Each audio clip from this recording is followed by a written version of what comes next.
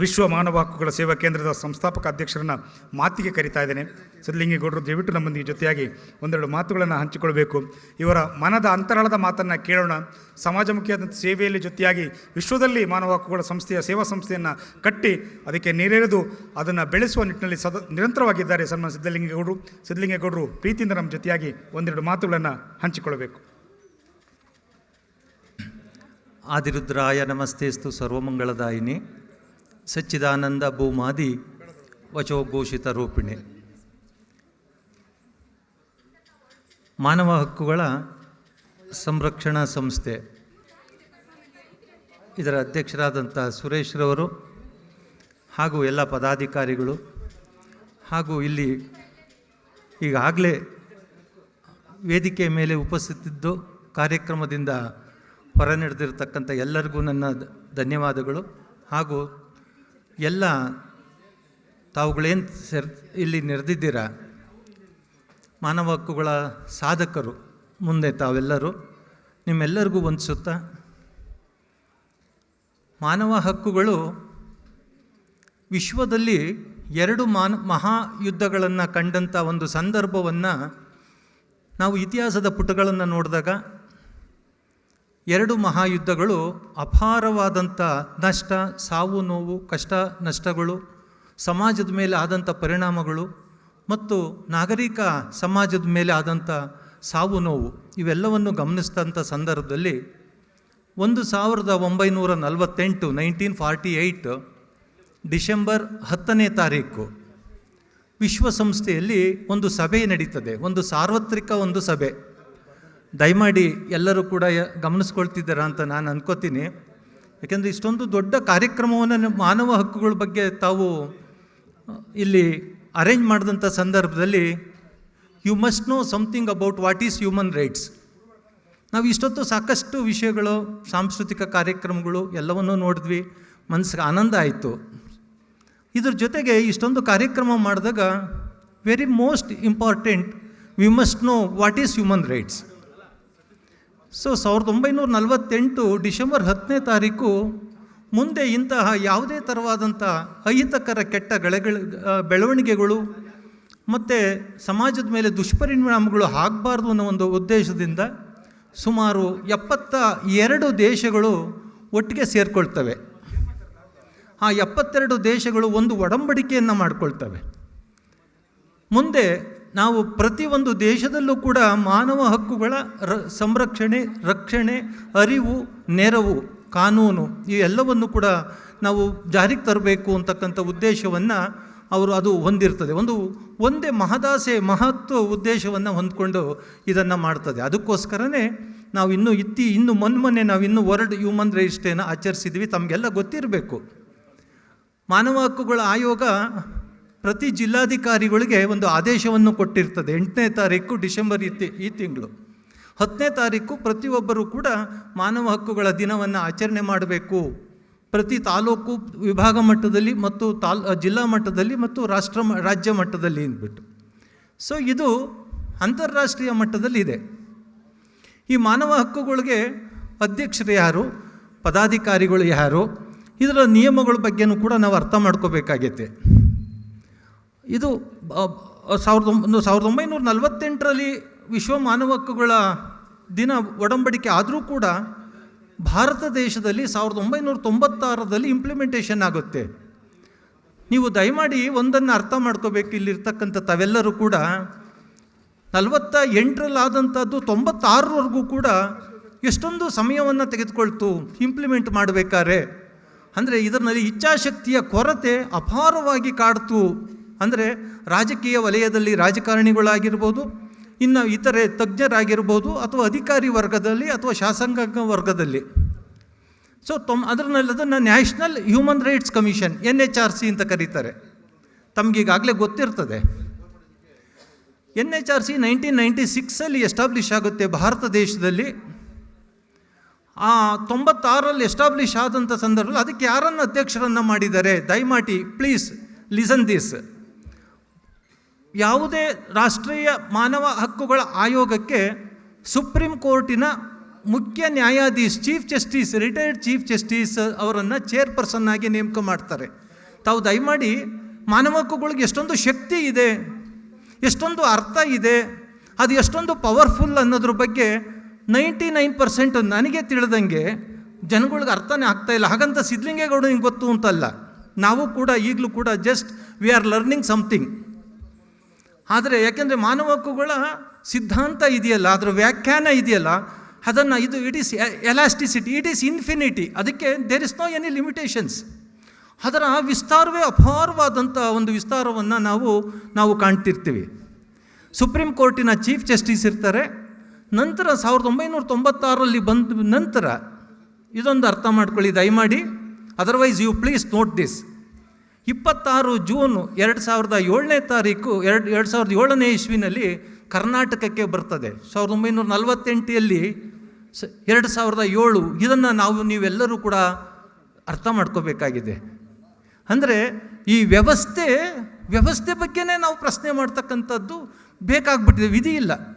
V must question the administration. So 2007 June 26 ಬಂದಾಗ ಇಲ್ಲಿಗೆ ಯಾರು ಅಧ್ಯಕ್ಷರಾದರು, ಇದು ಕೂಡ ಇಂಪಾರ್ಟೆಂಟೆ. This is also very most important. Supreme ಕೋರ್ಟಿನ ಜಡ್ಜ್ ಆಗಿದ್ದು, ಕರ್ನಾಟಕ ಹೈಕೋರ್ಟ್ನ ಚೀಫ್ ಜಸ್ಟಿಸ್ ಆಗಿದ್ದು, international law commission vice chairman ಆಗಿದ್ದಂಥ SR ನಾಯಕ್ ಅವರು, ನಾನಿವತ್ತು ಅವ್ರಿಗೆ ಈ ಸಂದರ್ಭದಲ್ಲಿ ನನ್ನ ಹೃದಯಪೂರ್ವಕ ಭಕ್ತಿಪೂರ್ವಕ ಭಗವಂತನಿಗಿಂತಲೂ ನಮ್ಮ ತಂದೆ ತಾಯಿಯಷ್ಟು ಎಷ್ಟು ಸ್ಥಾನಮಾನವನ್ನು ಕೊಡ್ತೀನಿ, ಸಿದ್ಧಲಿಂಗೇಗೌಡ ಆದ ನಾನು SR ನಾಯಕ್ ಅವ್ರಿಗೆ ಇವತ್ತು ಅವ್ರಿಗೆ ಗೌರವವನ್ನು ಕೊಡ್ತಾ ಇದ್ದೀನಿ.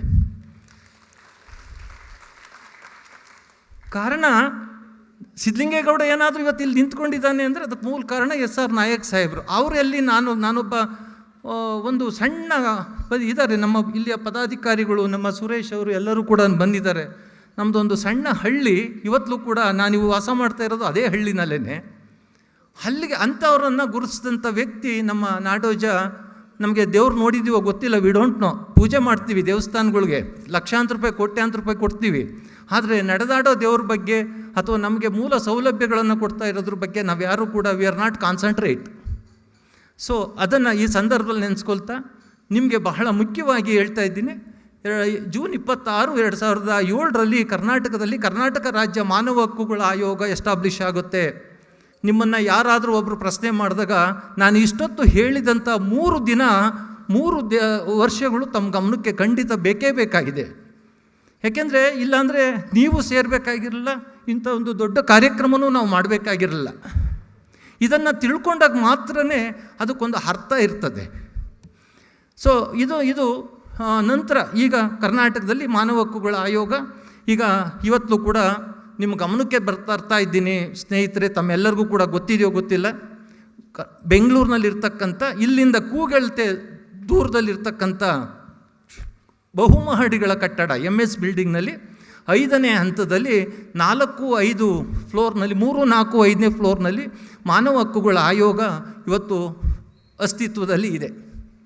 ಇವತ್ತು DH ವಘೇಲಾ, ಈಗ ನಿಮಗೆಲ್ಲ ಗೊತ್ತಿರ್ಬೋದು ಸಾಕಷ್ಟು ಜನಕ್ಕೆ, ಈಗ ಹಾಲಿ ಇದ್ದಂಥ ಹೈಕೋರ್ಟಿನ ಚೀಫ್ ಜಸ್ಟಿಸ್ DH ವಘೇಲಾ ಅವರು ಇವಾಗ ಚೇರ್ಮನ್ ಆಗಿದ್ದಾರೆ ನಮ್ಮಲ್ಲಿ. ಇದನ್ನು ಕೂಡ ತಾವು ಗಮನದಲ್ಲಿ ಇಟ್ಕೋಬೇಕಾಗ್ತದೆ. ಸೊ ಈಗ ಅಲ್ಲಿ ಇನ್ನೊಬ್ಬರು ಜಡ್ಜಸ್ ಇರ್ತಾರೆ, ಅವರು ಅಲ್ಲಿರ್ತಾರೆ. ಯಾವುದೇ ಮಂತ್ರಿಗಳು ಅಥವಾ ಇನ್ಯಾವುದೇ ದೊಡ್ಡ ವ್ಯಕ್ತಿಗಳ ನೇಮಕಾತಿ ಯಾವುದೇ ಮಾನವ ಹಕ್ಕುಗಳ ಆಯೋಗದಲ್ಲಿ ಇರುವುದಿಲ್ಲ.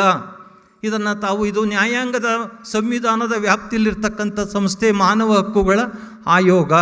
ಇದನ್ನು ತಾವೆಲ್ಲರೂ ಕೂಡ ದಯಮಾಡಿ ಅರ್ಥ ಮಾಡ್ಕೋಬೇಕು. ಹಾಗಾದರೆ ಮಾನವ ಹಕ್ಕುಗಳಲ್ಲಿ ನಾವು ಏನು, what is the meaning of this human rights? Bharat ಸರ್ಕಾರದಲ್ಲಿರ್ತಕ್ಕಂಥ ನಮ್ಮ ಸಂವಿಧಾನದಲ್ಲಿರ್ತಕ್ಕಂಥ ಸಂವಿಧಾನ ಖಾತರಿಪಡಿಸಿರ್ತಕ್ಕಂಥ ಮತ್ತು ಅಂತಾರಾಷ್ಟ್ರೀಯ ಒಡಂಬಡಿಕೆಯಲ್ಲಿ 1948 ಅನುಷ್ಠಾನಗೊಳಿಸಿದಂಥ ಅಂಶಗಳನ್ನು ಇಂಪ್ಲಿಮೆಂಟ್ ಮಾಡ್ತಕ್ಕಂಥ ಸಮಾನತೆ, ಘನತೆಯ, ಗೌರವದ, ಜೀವಿಸುವ, ದಯಮಾಡಿ you please note this. Otherwise if you have ನಿಮಗೇನಾದರೂ ಪೇಪರು ಪೆನ್ ಇಲ್ಲ ಅಂದರೆ ಮನಸ್ಸನ್ನು ಇಟ್ಕೊಳ್ಳಿ. ಘನತೆಯ, ಜೀವಿಸುವ, ಬದುಕಿನ ಸಮಾನತೆಯ, ಸ್ವಾತಂತ್ರ್ಯದ ಹಕ್ಕುಗಳೇ ಮಾನವ ಹಕ್ಕುಗಳು. ಈ 5 ವಿಷಯಗಳನ್ನು ತಗೊಂಡ್ರೆ ನೀವು ಒಂದು ವರ್ಷ ಒಂದೇ ಒಂದು ನಿದ್ದೆ ಮಾಡ್ದಲೇ ವ್ಯಾಖ್ಯಾನವನ್ನು ಕೊಡ್ತಕ್ಕಂಥ ಅಂಶಗಳು. ಇದು ಬಹಳ ದೊಡ್ಡ ಇದು ಏನು ನಮ್ಮ ಮಾನವ ಹಕ್ಕುಗಳ ವ್ಯಾಖ್ಯಾನ, ಈ ಡೆಫಿನೇಷನ್ಸ್. ಹಾಗಾದರೆ ಬರೀ ಡೆಫಿನೇಷನ್ಸ್ ನಾವಿಲ್ಲಿ ವೇದಿಕೆ ಮೇಲೆ ಕುಂತ್ಕೊಂಡು ಹೇಳೋದಲ್ಲ ಇಂಪಾರ್ಟೆಂಟ್ ಅಲ್ಲ. What about implementation? ಇದೆಲ್ಲವೂ ಕೂಡ ನಮಗೆ ಅನುಷ್ಠಾನಕ್ಕೆ ಬರಬೇಕು. ಬರೀ ಇಂಥ ಕಾರ್ಯಕ್ರಮಗಳು ಮಾಡೋದ್ರಿಂದ ಇದು ಸಾಧ್ಯತೆ ಆಗುತ್ತೆ ಅಂತ ನನಗಂತೂ ಖಂಡಿತ ಇಲ್ಲ. ಯಾಕೆಂದರೆ ನಾವು ಸುಮಾರು 3.5 ಲಕ್ಷ ವಿದ್ಯಾರ್ಥಿಗಳು, 3.5 ಲಕ್ಷ ಜನ ಸೇರಿರ್ತಕ್ಕಂಥ ಒಂದು ದೊಡ್ಡ ಆಕ್ಸ್ಫರ್ಡ್ ಯೂನಿವರ್ಸಿಟಿನಲ್ಲೂ ಕೂಡ ನಾನು ಇದ್ರ ಬಗ್ಗೆ ಪ್ರಸ್ತಾಪ ಮಾಡಿದ್ದೀನಿ, ಮಾನವ ಹಕ್ಕುಗಳ ಬಗ್ಗೆ. ಮತ್ತು ಸಣ್ಣ ಪ್ರಾಥಮಿಕ ಶಾಲೆ, ಕಿರಿಯ ಪ್ರಾಥಮಿಕ ಪಾಠಶಾಲೆಗಳಲ್ಲೂ ಕೂಡ ನಾನು ವ್ಯಾಖ್ಯಾನವನ್ನು ಮಾಡಿದಂಥ ಸಂದರ್ಭದಲ್ಲಿ ನಾವು ಮಾನವ ಹಕ್ಕುಗಳು ಎಷ್ಟೊಂದು ಅವಶ್ಯಕತೆ ಇದೆ ಇದನ್ನು ನಾವು ಅರ್ಥ ಮಾಡ್ಕೋಬೇಕಾದ. ಇದನ್ನೆಲ್ಲ ನಾವು ಪ್ರತಿಯೊಬ್ಬರು ಕೂಡ ನಾವು ಗ್ರೌಂಡ್ ಲೆವೆಲ್ನಲ್ಲಿ ನಾವು ನೋಡಬೇಕು. ಪುಸ್ತಕಗಳನ್ನು ಓದೋದ್ರಿಂದ ಆಗೋದಿಲ್ಲ, ಕಾರ್ಯಕ್ರಮಗಳನ್ನು ಮಾಡೋದ್ರಿಂದ ಆಗೋದಿಲ್ಲ. ಮತ್ತು ನಾವೆಲ್ಲರೂ ವಿ ಶುಡ್ ಇನ್ ಫೀಲ್ಡ್. ಇವತ್ತು ನಾವೆಲ್ಲರೂ ಕೂಡ ನೋಡ್ತಾ ಇದ್ದೀವಿ, ಮಾನವ ಹಕ್ಕುಗಳು ಉಲ್ಲಂಘನೆಗಳು ಹೆಚ್ಚಾಗಿ ಅಧಿಕಾರಿ ವರ್ಗ, ರಾಜಕಾರಣಿಗಳು, ಮಂತ್ರಿಗಳು, ದೊಡ್ಡ ಬಿಸ್ನೆಸ್ಮೆನ್ಗಳು, ಇಂಥವ್ರಿಂದನೇ 100% ಮಾನವ ಹಕ್ಕುಗಳ ಉಲ್ಲಂಘನೆ ಆಗ್ತಾಯಿದೆ. ಇದನ್ನು ನಾನು ಬಹಿರಂಗವಾಗಿ ನಾವು ಎಲ್ಲ ಕಡೆಯೂ ಮಾತಾಡ್ತೀವಿ ಯಾರಿಗೂ. ಯಾಕೆಂದರೆ ನಮಗೆ ಯಾವುದೇ ಒಂದು ವ್ಯಕ್ತಿಗೆ, ಒಂದು ಮಗುವಿಗೆ, ಯಾರಿಗೂ ಕೂಡ ಯಾವುದಕ್ಕೂ ಕೂಡ ವೈಲೇಷನ್ಸ್ ಆಗಬಾರ್ದು. We should not chance for any human rights violations. We should not chance. V must question. ಯಾಕೆಂದರೆ ಪ್ರತಿಯೊಂದನ್ನು ಕೂಡ ನಾವು ಪ್ರಶ್ನೆ ಮಾಡಿದಾಗ ಮಾತ್ರನೇ ಗೊತ್ತಾಗ್ತೈತೆ. ಇವತ್ತು ರಾಜಕೀಯದಲ್ಲಿದ್ದಂಥ ಯಾವುದೇ ಒಬ್ಬ ವ್ಯಕ್ತಿಯನ್ನು ನೀವು ನೋಡಿ, ಎಲ್ಲರೂ ಕೂಡ ಇವತ್ತೇನಾದರೂ ಪತ್ರಿಕೆಗಳನ್ನು ತೆಗೆದು ನೋಡಿ, ಎಂಥದ್ದು ಟಿ ವಿಗಳನ್ನು ನೀವು ತೆಗೆದು ನೋಡಿದಾಗ ಎಷ್ಟೊಂದು ಉಲ್ಲಂಘನೆಗಳಾಗ್ತಾ ಇದೆ. ಹೆಣ್ಣು ಮಕ್ಕಳ ಮೇಲೆ ಅತ್ಯಾಚಾರ ಆಗ್ತಾ ಇದೆ. ನಮ್ಮದೊಂದು ಬುಕ್ ಇದೆ, ಪ್ಲೀಸ್, HRLN ಅಂತ, ಹ್ಯೂಮನ್ ರೈಟ್ಸ್ ಲಾ ನೆಟ್ವರ್ಕ್ ಅಂತ. ನೀವು ಯಾರೂ ಕೂಡ ನೀವು ನಿಮ್ಮ ನೆಟ್ಟಲ್ಲಿ ಕೂಡ ತೆಗೆದು ನೋಡ್ಬೋದು. ಹ್ಯೂಮನ್ ರೈಟ್ಸ್ ಲಾ ನೆಟ್ವರ್ಕ್ ಅಂತ, ರಗ್ಗಡ್ ರೋಡ್ ಟು ಜಸ್ಟಿಸ್ ಅಂತ ಒಂದು ಪುಸ್ತಕ ಇದೆ. ಪ್ಲೀಸ್ ಅದನ್ನು ಪುಸ್ತಕನ ತೆಗೆದು ನೋಡಿದಾಗ ಸಿದ್ಧಲಿಂಗೇಗೌಡಂದು ಅದರಲ್ಲಿ ನಂದೊಂದು ಇಶ್ಯೂ ಇದೆ. 2007ರಲ್ಲಿ ಒಂದು ಘಟನೆ ಆಗುತ್ತೆ. 3 ವರ್ಷದ ಅರ್ಚನಾ ಅಂತಕ್ಕಂಥ ಒಂದು ಮಗುವಿನ ಮೇಲೆ 7 ಜನ ಅತ್ಯಾಚಾರ ಮಾಡಿರ್ತಾರೆ. ಇದನ್ನೆಲ್ಲ ಯಾರಿಂದ ಆಗ್ತದೆ? ಫೈನಾನ್ಷಿಯಲಿ ಯಾರು ಹಣಕಾಸಿನಲ್ಲಿ ಸೌಂಡಾಗಿರ್ತಾರೆ, ರಾಜಕಾರಣಿಗಳ ಸಪೋರ್ಟ್ ಇರ್ತದೆ, ಮತ್ತು ಬಲಾಢ್ಯರು ಇರ್ತಾರೆ, ಅಥವಾ ವಿಕೃತ ಮನಸ್ಸಿನವ್ರು ಇರ್ತಾರೆ, ಇಂಥವೆಲ್ಲ. ಆದರೆ ಅವ್ರಿಗೆಲ್ಲರಿಗೂ ಕೂಡ ಇಂಪ್ರಿಸನ್ಮೆಂಟ್ ಆಗ್ತಾ ಇದೆಯಾ? ಅತ್ಯಾಚಾರಗಳು ಇವತ್ತು 2 ವರ್ಷದ ಮಕ್ಕಳಿಂದ ಹಿಡಿದು 96 ವರ್ಷದ ವೃದ್ಧೆಯವರೆಗೂ ಕೂಡ ಅತ್ಯಾಚಾರ ಆಗ್ತಾ ಇದೆ. ಇದು ನಿಜವಾಗ್ಲೂ ಕಳವಳಕಾರಿಯಾದಂಥ ಅಂಶಗಳಾಗ್ತಾ ಇದೆ. ಎಲ್ಲ ಬಂದಿರತಕ್ಕಂಥ ತಮ್ಮೆಲ್ಲರಲ್ಲೂ ನಾನು ಹೇಳ್ತಾ ಇದ್ದೀನಿ, ಇದು ನಾನೇನು ಹೇಳ್ತಾ ಇಲ್ಲ. ಪ್ರತಿ ದಿವಸ ಅತ್ಯಾಚಾರ, ಅದು it is also human rights. ಅಥವಾ ದೌರ್ಜನ್ಯ ಪ್ರಕರಣಗಳು ಆಗ್ತಾ ಇದೆ, ಮತ್ತು ಕೊಲೆಗಳು ಜಾಸ್ತಿ ಆಗ್ತಾ ಇದೆ. ಅತ್ಯಾಚಾರ ಅಂತೂ ಗೊತ್ತೇ ಇಲ್ಲ, ವಯಸ್ಸು ಗೊತ್ತಿಲ್ಲ, ಏನೂ ಆಗ್ತಾ ಇಲ್ಲ. ಇದು ಇಷ್ಟೆಲ್ಲ ಆಗ್ತಾ ಇದೆ. ಹಾಗಾದರೆ ಯಾರಿಂದ ಆಗ್ತಾ ಇದೆ ಅಂತ ನೋಡಿದಾಗ, ಮೊನ್ನೆ ನೀವು ತಮಗೆ ಗೊತ್ತಿರಬೇಕು, ದೊಡ್ಡ ಇಶ್ಯೂನೂ ಕೂಡ ಆಯಿತು. ಮೊನ್ನೆ ಅಂದರೆ ಈಗೊಂದು 20 ದಿವಸದಲ್ಲಿ ಅಥವಾ ಒಂದು 15 ದಿವಸದ ಹಿಂದೆ ರಾಜಸ್ಥಾನದಲ್ಲಿ ಒಂದು ಸರ್ಕಾರಿ ಶಾಲೆಯಲ್ಲಿ 3ನೇ ಕ್ಲಾಸು, 4ನೇ ಕ್ಲಾಸು, 5, 6, 7, 8ನೇ ಕ್ಲಾಸು ಮತ್ತು 10ನೇ ಕ್ಲಾಸು ಸುಮಾರು ಹೆಣ್ಣು ಮಕ್ಕಳನ್ನು ಅಲ್ಲಿಯ ಶಿಕ್ಷಕರು 15 ಜನ ನಿರಂತರ ಅತ್ಯಾಚಾರ ಮಾಡಿರ್ತಾರೆ. ಬಟ್ ಯಾರಿಗೂ ಗೊತ್ತಿಲ್ವಾ? No, everybody know. But who bell the cat? ಬೆಕ್ಕಿ ಗಂಟೆ ಕಟ್ಟೋರು ಯಾರು? ಗುಜರಾತ್ನಲ್ಲಿ ಒಬ್ಬ MLA ಒಬ್ಬ ಹೆಣ್ಮಗಳ ಮೇಲೆ ಅತ್ಯಾಚಾರ ಮಾಡಿರ್ತಾನೆ. ಅದನ್ನು ದೊಡ್ಡ ಮಟ್ಟದಲ್ಲಿ ಅವನನ್ನು ರಕ್ಷಣೆ ಮಾಡ್ತದೆ, ಎಂಥದ್ದು ನ್ಯಾಷನಲ್ ಲೆವೆಲ್ನಲ್ಲಿ. ಆದರೆ ಅವನ ರಕ್ಷಣೆ ಆಗೋಗ್ತದೆ. ಕೊನೆಗೆ ಅವನಿಗೆ ವಿಧಿ ಇಲ್ಲ, ಯಾರೋ ಒಬ್ಬರು ದೊಡ್ಡ ವ್ಯಕ್ತಿಗಳು ಸೇರಿ ಅವರನ್ನು ರಕ್ಷಣೆ ಮಾಡಿದಾಗ ಅದನ್ನು ತಡೀತಾರೆ. ಅದರಲ್ಲಿ ಸಿದ್ಧಲಿಂಗೇಗೌಡಂದು ಕೂಡ ಒಂದು ಪಾತ್ರ ಇರ್ತದೆ. ಇದನ್ನು ನಾನು ಯಾರ ಮೇಲೂ ಉದ್ದೇಶ ಹೇಳ್ತಾ ಇಲ್ಲ. ಆದರೆ ಕೊನೆಗೆ ಅವನು ಮೊನ್ನೆ ಇನ್ನು 3 days ಆಗಿದೆ, ಅವನನ್ನು ಬಿಡುಗಡೆ ಆಗ್ತಾರೆ. ಕಾರಣ ಸಾಕ್ಷಿ ಇಲ್ಲ. ಅವ್ರ ಸಾಕ್ಷಿ ಹೇಳ್ತಕ್ಕಂಥ ಮಕ್ಕಳುಗಳೇನೋ ತಂಗಿದಿರೋ ಅಕ್ತಿರ ಮೇಲೆ ಆಕ್ಸಿಡೆಂಟ್ ಮಾಡಿ ಸತ್ತೋಗ್ತಾರೆ, ಸಾಕ್ಷಿಗಳು ನಾಶ ಆಗ್ತವೆ. ಬಟ್ ಇಂಥ ಪ್ರಕರಣಗಳೆಲ್ಲ ಬಂದಂಥ ಸಂದರ್ಭದಲ್ಲಿ ನಾವು ನೋಡಿದಾಗ ಜನಗಳೇ ದಯಮಾಡಿ ತಮ್ಮೆಲ್ಲರಲ್ಲೂ ಕೂಡ ನಾನು ಹಂಬಲ್ಡ್ ರಿಕ್ವೆಸ್ಟ್, ಬರೀ ನಾಟ್ ಓನ್ಲಿ ಅತ್ಯಾಚಾರ. ನೀವು ಯಾವುದೇ ಒಂದು ಸರ್ಕಾರಿ ಶಾಲೆಗೆ ಹೋಗಿ, ಸರ್ಕಾರಿ ಶಾಲೆಯಲ್ಲಿ ಕುಡಿಯೋಕ್ಕೆ ನೀರಿಲ್ಲ, ಟಾಯ್ಲೆಟ್ಗಳಿಲ್ಲ, ಕೊಠಡಿಗಳಿಲ್ಲ. ಸುಮಾರು ನಾನು 39,000 ಶಾಲೆಗಳು, ಅಂಗನವಾಡಿಗಳು, ಸರ್ಕಾರಿ ಕಾಲೇಜುಗಳನ್ನು ನಾನು ಭೇಟಿ ಮಾಡಿದ್ದೀನಿ. 39,000, 39,000. ನೀವು ಯಾವುದೇ ಜಿಲ್ಲೆನಲ್ಲಿ ಕೇಳಿ, ಯಾವುದೇ ಜಿಲ್ಲೆಯ ಜಿಲ್ಲಾಧಿಕಾರಿಗಳ ಆಫೀಸು, DDPI ಆಫೀಸ್ಗಳು, BEO ಆಫೀಸ್ಗಳು. ಮೊನ್ನೆ ಯಾವುದೋ ಒಂದು ಸಂದರ್ಭ ನೋಡಿ, ನಾನು ಇಲ್ಲಿ ಬೆಂಗಳೂರಿನಲ್ಲಿ ನಿಂತ್ಕೊಂಡು ಹೇಳ್ತಾ ಇದ್ದೀನಿ. ನಾನು ಯಾವುದೋ ಒಂದು ಕುಗ್ರಾಮದವನು, ಇಲ್ಲಿ ಯಾರ್ಯಾರೋ ಇರ್ಬೋದು, ದೊಡ್ಡವರು, ಪತ್ರಕರ್ತರು, ಇನ್ನೊಬ್ಬರು. ಸೌಜನ್ಯ ಅಂತಕ್ಕಂಥ ಒಬ್ಬ ಹೆಣ್ಣುಮಗಳು CPI ಇರ್ತಾರೆ, ಕಮಿಷನರ್ ಆಫ್ ಪಬ್ಲಿಕ್ ಇನ್ಸ್ಟ್ರಕ್ಷನ್ ಬೆಂಗಳೂರಿನಲ್ಲಿ.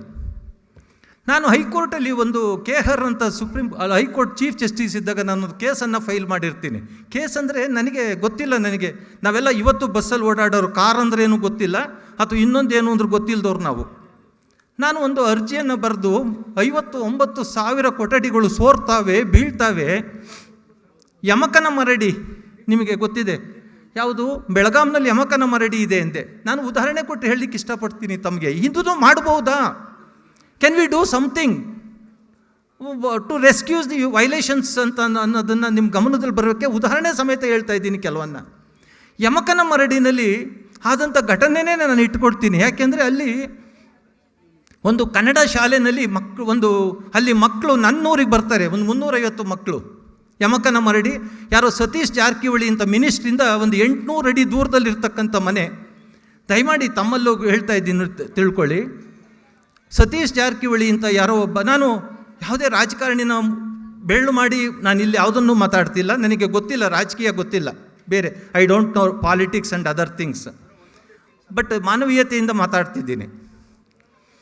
ಅಲ್ಲಿ ಮಕ್ಕಳು ಬಂದು, ಸರ್ ನನಗೆ ಒಂದು ಕೊಠಡಿ ಬಿದ್ದೋಗ್ತಾ ಇದೆ, ನಮ್ಮದು ಕೊಠಡಿ ಮಾಡಬೇಕು ಅಂತ. ನಮ್ಮ ಮನೆಗೆ ಹಾಲ್ ಸಮೇತ, ರೊಟ್ಟಿ ಸಮೇತ ಅಲ್ಲಿ ಜನ ಬಂದಿರ್ತಾರೆ, 680 ಕಿಲೋಮೀಟ್ರ್ ದೂರದಿಂದ. ನಾನು ಅವ್ರ ಜೊತೆನೇ ಹೋಗ್ತೀನಿ. ಜಯರಾಮ್ ಅಂತ ಡೆಪ್ಟಿ ಕಮಿಷನರ್ ಇರ್ತಾರೆ, ರವಿಕಾಂತೇಗೌಡ ಅಂತ ಇಲ್ಲಿದ್ದಾರೆ. ರವಿಕಾಂತೇಗೌಡ ಈಗ ಬೆಂಗಳೂರಿನಲ್ಲಿ additional police commissioner for traffic. ಅವರಲ್ಲಿ ವಾಸ್ ದಿ ಬೆಳಗಾಂ SP. ಮತ್ತು ಇನ್ನು ಸಂಬಂಧಪಟ್ಟಂಥ ಆಫೀಸರ್ಸ್ ಇರ್ತಾರೆ, education department, revenue department, tahsildar, ಎಲ್ಲರೂ ಕೂಡ ಅಸಿಸ್ಟೆಂಟ್ ಕಮಿಷನರ್ಸ್. ನಾನು ಹೇಳ್ತೀನಿ, ನೋಡಿ ಇದು ಬಿದ್ದೋಗ್ತಾ ಇದೆ, ದಯಮಾಡಿ ಇವತ್ತೇ ಇದನ್ನು ಚೇಂಜ್ ಮಾಡಿ. ಎಲ್ಲಿಂದ ಎಲ್ಲಿಗೋ ಹೇಳ್ತಾ ಇದ್ದಾರೆ ಅನ್ಕೋಬೇಡಿ, ದಯಮಾಡಿ ಪ್ಲೀಸ್ ಲಿಸನ್. ಯಾಕೆಂದರೆ ಅದು ಕೂಡ it is also child rights and human rights. ದಯಮಾಡಿ ಇದೊಂದು ಬಿದ್ದೋಗ್ತಾ ಇದೆ, ಚೇಂಜ್ ಮಾಡಿ ಅಂದಾಗ ವ್ಯಂಗ್ಯತೆ ಇತ್ತು 2-3 ಆಫೀಸರ್ಸ್ ಮೇಲೆ. IAS IPS ಅನ್ನೋ ವ್ಯಂಗ್ಯತೆ ಇರ್ತದೆ, ಅಥವಾ ಅವರಲ್ಲಿ ಎಲ್ಲೋ ಅಹಂ ಅನ್ನೋದು ಇರ್ತದೋ ಏನೋ ಗೊತ್ತಿಲ್ಲ. ಅವರು ಅವಾಗ ಹೇಳ್ತಾರೆ, ನಾನು ಮತ್ತೆ ಅಲ್ಲಿಂದ ವಾಪಸ್ ನಾನು ಬಂದಾಗ ಶಿರಾ ಮತ್ತು ತುಮಕೂರಿನ ಮಧ್ಯದಲ್ಲಿ ಟೋಲ್ನಲ್ಲಿ ನಾನು ದುಡ್ಡು ಕಟ್ತಾ ಇದ್ದೆ, ಆ ಬಸ್ಸಲ್ಲಿದ್ದೆ, ಕಟ್ತಾಯಿದ್ರು. ಸರ್ ಬಿಲ್ಡಿಂಗ್ ಬಿದ್ದೋಯ್ತು, 4 ಜನ ಸ್ಟೂಡೆಂಟ್ಸ್ ಸತ್ತೋದ್ರು, 11 ಜನ ಮಕ್ಕಳು severe injure, physically totally they are challenged ಅಂತ ಅಂದ್ಬಿಟ್ಟು. Just imagine what is our administration. Why should we give the respect to these politicians? Human rights are violated by politicians and all IAS, IPS, KAS, IRS, ICS and all these officers only. ನಾನು ಬೆಂಗಳೂರಿನಲ್ಲಿ ಇತ್ಕೊಂಡು ಈ ಥರ ಹೇಳ್ತಾ ಅಂದರೆ because it is my experience, what I did. It is violation of human rights. But how to secure? ನಿಮ್ಮಲ್ಲಿ ಒಬ್ಬೊಬ್ಬರು ಕೂಡ you must question the people, you must question the officers, you must question the your local politicians, local elected persons. ಅವಾಗ ಮಾತ್ರನೇ ಇವತ್ತು ನಾವು can we give their lives? ಆ ಮಕ್ಕಳುಗಳಿಗೆ ಕೊಟ್ಟಿರ್ತಕ್ಕಂಥ ಸತ್ತೋದ ಮಕ್ಕಳುಗಳು, ಆ ಒಂದು 16 ಜನ ಮಕ್ಕಳುಗಳು ಸತ್ತೋದ್ರಲ್ಲ ನೋಡಿ, ಇಲ್ಲೇ ವಿಧಾನಸಭೆ. ಮತ್ತು ಆ ಸಂದರ್ಭನ ನಾನು ಅವಾಗ ಹೈಕೋರ್ಟ್ನಲ್ಲಿ ನಾನು ವಾದ ಮಾಡಿದಾಗ ಅಲ್ಲಿ ಸೌಜನ್ಯ ಅಂತಕ್ಕಂಥ ಒಬ್ಬ ಹೆಣ್ಣು ಮಗಳು ಹೇಳ್ತಾಳೆ, ನಾನು 59,000 ಕೊಠಡಿಗಳು ಬೀಳ್ತಾವೆ, ಮಕ್ಕಳು, ಸ್ಟೂಡೆಂಟ್ಸು, ಟೀಚರ್ಸು ಸುರಕ್ಷತೆನಿಲ್ಲ, ಸುರಕ್ಷತೆಯಲ್ಲಿದ್ದಾರೆ ಅಂತ ಅಂದರೆ ಸಿದ್ಧಲಿಂಗೇಗೌಡರು ಹೇಳ್ತಾ ಇರ್ತಕ್ಕಂಥದ್ದು ಸುಳ್ಳು ಅಂದರು. ದೇ ಕ್ವಶನ್ಡ್, ಹೇ ಹೌದಪ್ಪ ಅವರು 0 ಹೇಳ್ತಾ ಇದ್ದೀರ ನೀವು, ಅವರು 58,000 ಕೊಠಡಿ ಇಂದಾಗ ನಾನು ಹೇಳಿದೆ ಅವ್ರಿಗೆ, ಇಲ್ಲಿ ರಾಜಮಲ್ಗುಟ್ಟಳ್ಳಿನ ಏನೋ ಬರ್ತದಲ್ಲ, ಮಿಲಿಟ್ರಿ ಎಲ್ಲ ಬೇಸ್ ಇದೆ ಇದರಲ್ಲಿ ಆ ಕಡೆ, ನಿಮ್ಮ ವಿಶ್ವೇಶ್ವರಯ್ಯ ಮಿನಿ ಟವರಿಂದ ಆ ಕಡೆ. ನಾನು ಹೇಳಿದೆ ಅವ್ರಿಗೆ, ಸರ್ ನಡ್ಕೊಂಡು ಹೋಗೋದನ್ನ 2,800 ಮಕ್ಕಳವ್ರೆ, ಪ್ರಿನ್ಸಿಪಾಲ್ ರೂಮ್ನಲ್ಲಿ ಇರ್ತಕ್ಕಂಥ ಒಂದೇ ಒಂದು ಟಾಯ್ಲೆಟ್ ಬಿಟ್ಟರೆ ಇನ್ನು ಟಾಯ್ಲೆಟ್ ಇಲ್ಲ. ಸೊ ಜಸ್ಟ್ ಇಮ್ಯಾಜಿನ್, ಬೆಳಿಗ್ಗೆ ಎದ್ದರೆ ರಾತ್ರಿ ಎದ್ದರೆ ಸ್ವಚ್ಛ ಭಾರತ ಸ್ವಚ್ಛ ಭಾರತ ಅಂತೀವಿ. Is it Swachh Bharat? No, I am not going to any, ಬೇರೆಯವ್ರ ಬಗ್ಗೆ ನಾನು ಹೇಳ್ತಾ ಇಲ್ಲ. This is violation of child rights, this is failure of the administration. ಎಲ್ಲ ರಾಜಕಾರಣಿಗಳು, MLA ಮಿನಿಸ್ಟ್ರುಗಳು ಎಂತೆಂಥವ್ರು ಇರ್ತಾರೆ, ಅಸಹ್ಯ, ನಾಚಿಕೆ ಆಗುತ್ತೆ ಅವ್ರ ಬಗ್ಗೆ. ವೇದಿಕೆ ಮೇಲೆ ಕುಂತ್ಕೊಳ್ತಾರೆ, ಮಾತಾಡ್ತಾರೆ, ದೇ ಡೋಂಟ್ ನೋ. ಒಂದು ಶಾಲೆಯಲ್ಲಿ ನೋಡಿ, ನಾಳೆ ನಾನು ತುಮಕೂರು ಜಿಲ್ಲೆ ಅಜ್ಜನಹಳ್ಳಿನಲ್ಲಿ ಹೋಗ್ತಾ ಇದ್ದೀನಿ, ಹೈಸ್ಕೂಲ್ನಲ್ಲಿ ಟಾಯ್ಲೆಟ್ ಇಲ್ಲ, ಅಲ್ಲಿ 126 ಮಕ್ಕಳಿದ್ದಾರೆ. ಇದು ನಾವು ಹೇಳ್ದಾಗೆ ನಾವು ಏನು ಹೇಳೋದು ಊರೊಳಗಡೆ? ಇವತ್ತು ಗೊತ್ತು ನಾನು ಯಾಕೆ ಅತ್ಯಾಚಾರ ಅಂದೆ ಅಂದರೆ, ಅಲ್ಲಿ ಊರೊಳಗಡೆ ಇರ್ತಕ್ಕಂಥ ಶಾಲೆಯಲ್ಲಿ ಇವರು ಟಾಯ್ಲೆಟ್ಗೆ ಗಿಡದ ಮರೆಗೋ, ಬೇಲಿ ಮರೆಗೋ ಅಥವಾ ಇನ್ಯಾವುದೋ ಮರೆಗೆ ಹೋದಾಗ ಅಲ್ಲಿ 10 ಜನ ವಾಚ್ ಮಾಡ್ತಾ ಇರ್ತಾರೆ. ಗಂಡಸಿನ ಆ ಒಂದು ಮೈಂಡ್ ಸೆಟ್ ಹೇಗಿರುತ್ತೋ we don't know, we cannot analyse. ಅವನಲ್ಲಿ ಬಂದುಬಿಡುತ್ತೆ, ಅವನಲ್ಲಿ ಕಾಮ, ಕ್ರೋಧ, ಇನ್ನು ಈ ದೃಷ್ಟಿಯ ಕೆಟ್ಟ ಆಲೋಚನೆ, ಸೆಕ್ಷುಯಲ್ ಥಿಂಕಿಂಗ್ ಬಗ್ಗೆ ಯೋಚನೆ ಮಾಡ್ತಾನೆ. ಸೊ ಇದನ್ನು ನಾವು ಯೋಚನೆ ಮಾಡಬೇಕಾಗಿದೆ. This is human rights.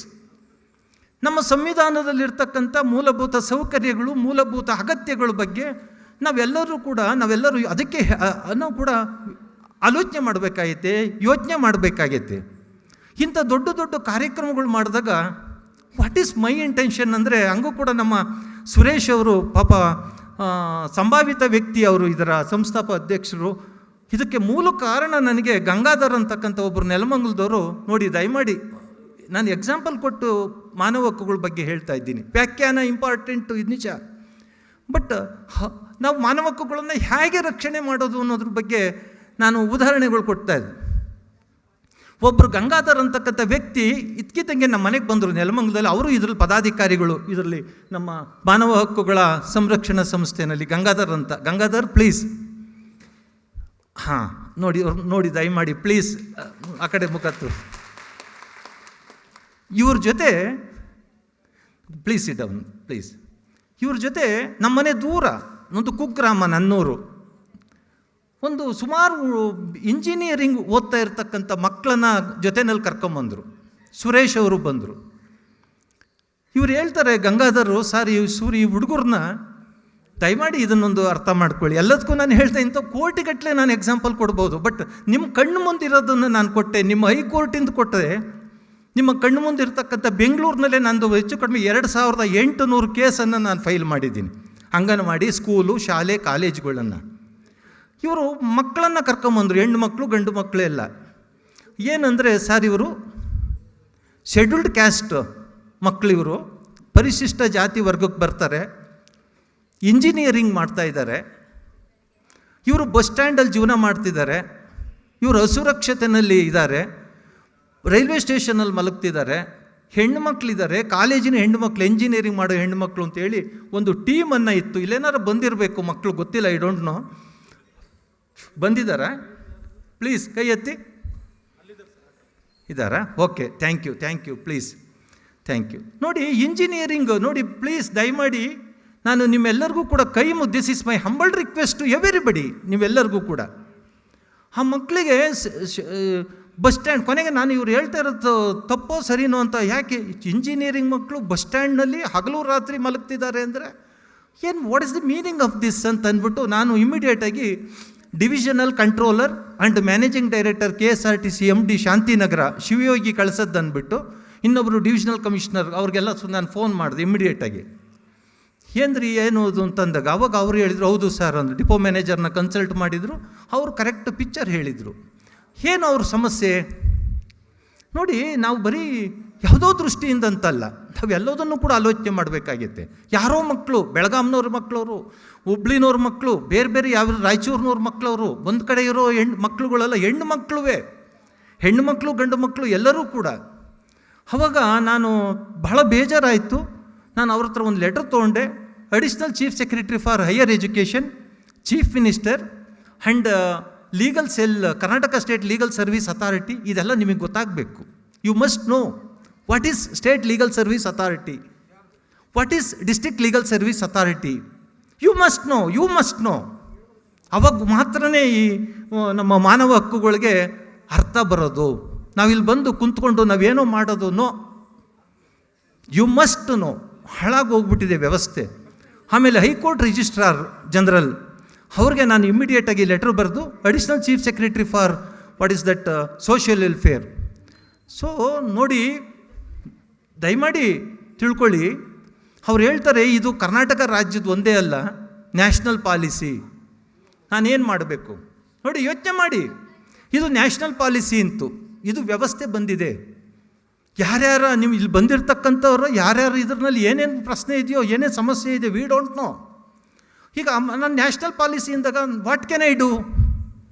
ಮತ್ತು ಆ ಮಕ್ಕಳು ಬಂದುಬಿಟ್ಟಿದ್ದಾರೆ, ನಾನು ಸಿದ್ಧಲಿಂಗೇಗೌಡ ಏನೋ ನಾವು ನ್ಯಾಯ ಕೊಡ್ತೀವಿ ಅಂತ ಅಂದಾಗ ನಾನು ಏನು ಮಾಡ್ಬೋದು? ಸೊ ಇಮ್ಮಿಡಿಯೇಟಾಗಿ ಅವಾಗ ತಕ್ಷಣವೇ ಗೌರ್ಮೆಂಟ್ ಆಫ್ ಇಂಡಿಯಾಗೆ, ರಾಷ್ಟ್ರಪತಿಯವ್ರಿಗೆ, ಅಲ್ಲಿಯ ಪ್ರೈಮ್ ಮಿನಿಸ್ಟರ್ ಆಫ್ ಇಂಡಿಯಾ ಮತ್ತು ministry of human resources and ministry of social ವೆಲ್ಫೇರ್ನವ್ರಿಗೆ ನಾನು I requested them by letter. 6 box file ಆಗಿದೆ ನನ್ನ ಹತ್ರ. ಅದೊಂದೇ ಒಂದು ಇಶ್ಯೂಗೆ ಈ ಮಕ್ಕಳು. ಅದು ಈಗ ಅವ್ರಿಗೆ ತಕ್ಷಣ ಇಲ್ಲ. ಅವಾಗ ಇಮ್ಮಿಡಿಯೇಟಾಗಿ ಫೋನ್ ಮಾಡಿ ರಿಕ್ವೆಸ್ಟ್ ಮಾಡಿಕೊಂಡು ಎಲ್ಲ ಮಾಡಿದಾಗ ಅದನ್ನು ಸ್ಟೇಟ್ ಪಾಲಿಸಿ ಬಂತು, ಮ್ಯಾನೇಜ್ಮೆಂಟ್ ಸೀಟದಲ್ಲಿ ಅವ್ರಿಗೆ ಕೊಡೋಕ್ಕೆ ಬರೋದಿಲ್ಲ. ಹಾಗಾದರೆ ಶೆಡ್ಯೂಲ್ಡ್ ಕ್ಯಾಸ್ಟ್ನವ್ರಿಗೆ ನೀವು ಅದು ಕೊಡ್ತೀವಿ ಇದು ಕೊಡ್ತೀವಿ ಅಂತ ಜನಗಳಲ್ಲಿ ಕೆಟ್ಟ ಭಾವನೆ ಮೂಡೋ ರೀತಿಯಲ್ಲಿ ನೀವೆಲ್ಲ ಸರ್ಕಾರದವರು ದಲಿತರಿಗೆ ನಾವು ಆ ಸೌಲಭ್ಯ ಕೊಡ್ತೀವಿ ಈ ಸೌಲಭ್ಯ ಕೊಡ್ತೀವಿ ಅಂತ ಹೇಳ್ತಿರಲ್ಲ. ವಾಟ್ ಅಬೌಟ್ ಈ students? They don't have any security.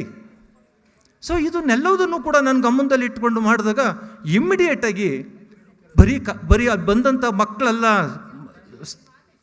ನಮ್ಮ ಎಲ್ಲ ಸಾಧಕರೇ, ನನಗೆ ಸಾಧಕರು ಅಂತ ಕರೀಲಿಕ್ಕೆ ನನಗೆ ಇಷ್ಟ ಆಗ್ತದೆ. ನೀವೆಲ್ಲರೂ ಕೂಡ ಇಲ್ಲಿ ಸೇರಿರೋದ್ರಿಂದ, ಎಲ್ಲಿಂದ ಬಂದು ಅದರಿಂದ ಅವ್ರಿಗೆ ಮಾಡಿದ್ದು, ಭಾರತ ದೇಶದ ಪ್ರತಿ ಒಬ್ಬ ಈ ಏನು ಮ್ಯಾನೇಜ್ಮೆಂಟ್ ಸೀಟ್ ತಗೊಂಡಿದ್ದಂಥ ಮಕ್ಕಳು ವಂಚಿತರಾಗಿದ್ದರು. ಇದರಿಂದ ಅವರೆಲ್ಲರಿಗೂ ಕೂಡ ಹೆಲ್ಪ್ ಆಯಿತು.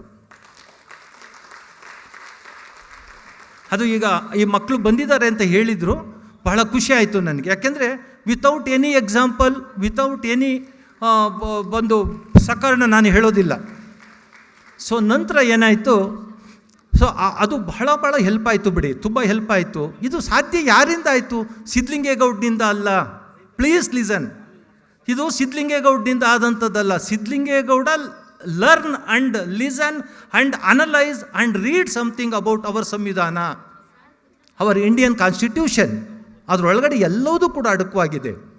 ಆದರೆ ನಾವು ಮಾಡ್ತಾ ಇಲ್ಲ. ಹಂಗಾರೆ ಸಂವಿಧಾನ ನಾಟ್ ಓನ್ಲಿ ಫಾರ್ ದಲಿತರು, ಪರಿಶಿಷ್ಟ ವರ್ಗ ಅಥವಾ ಇನ್ಯಾರೋ ಬೇರೆಯವ್ರಿಗಲ್ಲ, ಇಟ್ ಈಸ್ ಫಾರ್ ಆಲ್. ಅದಕ್ಕೆ ಸಮಾನತೆ. ನಾನು ಮೊದಲೇ ಹೇಳಿದೆ, ವಾಟ್ ಈಸ್ ಹ್ಯುಮ್ಯಾನಿಟಿ ಅಂದರೆ ಸಮಾನತೆ ಅನ್ನೋದು ಅದರಲ್ಲಿ ಇದೆ. ಎಲ್ಲದರಲ್ಲೂ ಸಮಾನತೆ. ಅದು ಇಂಥವ್ರಿಗೆ ಅಂತಕ್ಕಂಥದ್ದಲ್ಲ. ಸೊ ಈ ದೃಷ್ಟಿಯನ್ನು ನಾವು ಮನಸ್ಸಿನಲ್ಲಿ ಇಟ್ಕೋಬೇಕಾದ. ಇದೊಂದು ಎಕ್ಸಾಂಪಲ್. ಆ ಮಕ್ಕಳು ಬಂದಿದ್ದರಿಂದ ನಾನು ಹೇಳಿದೆ, ಇಂಥ ಮಕ್ಕಳುಗಳು ಇವತ್ತು ಇಡೀ ರಾಷ್ಟ್ರದಲ್ಲಿ ಹೆಲ್ಪ್ ಆಯ್ತಿದ್ದು.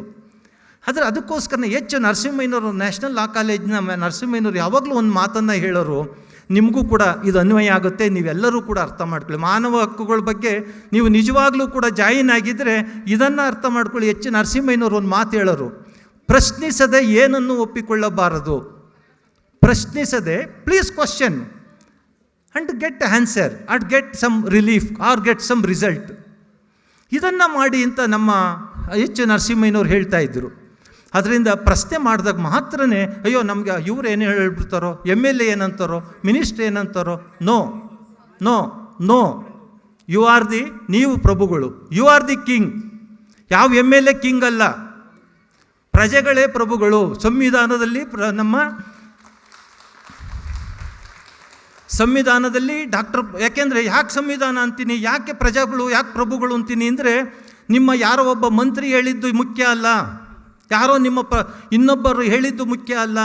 ಅವರು ಒಳ್ಳೆಯದನ್ನು ಹೇಳಿದರೆ ಮುಖ್ಯ, ಯು ಕ್ಯಾನ್ ಅಕ್ಸೆಪ್ಟ್.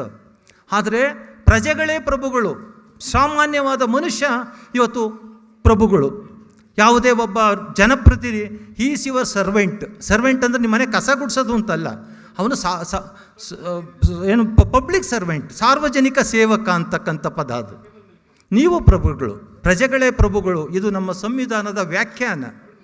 ಅದಕ್ಕೋಸ್ಕರ ನೀವು ಅವರಿಗೆ ಅವಕಾಶವನ್ನು ಮಾಡಿಕೊಟ್ಟಾಗ ಅವರು ಒಬ್ಬರೊಂದು ಸ್ಥಾನಕ್ಕೆ ಹೋಗಿರ್ತಾರೆ ಶಾಸಕಾಂಗಕ್ಕೆ, ಅದಕ್ಕೆ ವಿ ಶುಡ್ ರೆಸ್ಪೆಕ್ಟ್. ನಾನೇನು ಅವ್ರನ್ನ ಯಾರನ್ನೂ ಬ್ಲೇಮ್ ಮಾಡ್ತಾ ಇಲ್ಲ. I am not going to blame anybody.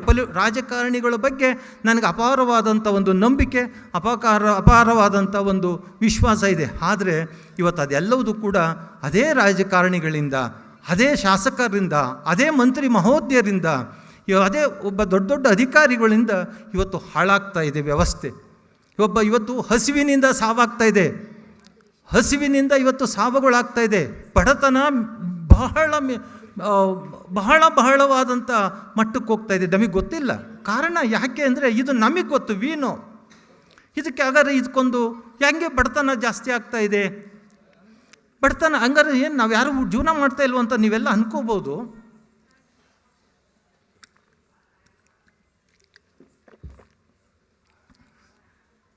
ಬಡತನ ಹೇಗೆ ನಮ್ಮಲ್ಲಿ ಕಾಡ್ತಾ ಇದೆ ಅಂದರೆ, ನೀವು ರಾಯಚೂರು, ದೇವದುರ್ಗ, ಬಾಗಲಕೋಟೆ ಮತ್ತು ಕೊಪ್ಪಳ, ಮತ್ತೊಂದು ಕಡೆ ದಯಮಾಡಿ ನೀವು ನನ್ನ ಜೊತೆ ಬರೋದು ಬೇಡ. ನೀವೊಬ್ಬರೇ ದಯಮಾಡಿ ನೀವು ದುಡಿಮೆನ ಏನೋ ಒಂದು something you are earning more. ಅಥವಾ ನಿಮ್ಮ ನಾನಿವತ್ತು ಬಸ್ ಚಾರ್ಜ್ಗೆ ಕಷ್ಟಪಡ್ತಕ್ಕಂಥ ವ್ಯಕ್ತಿ.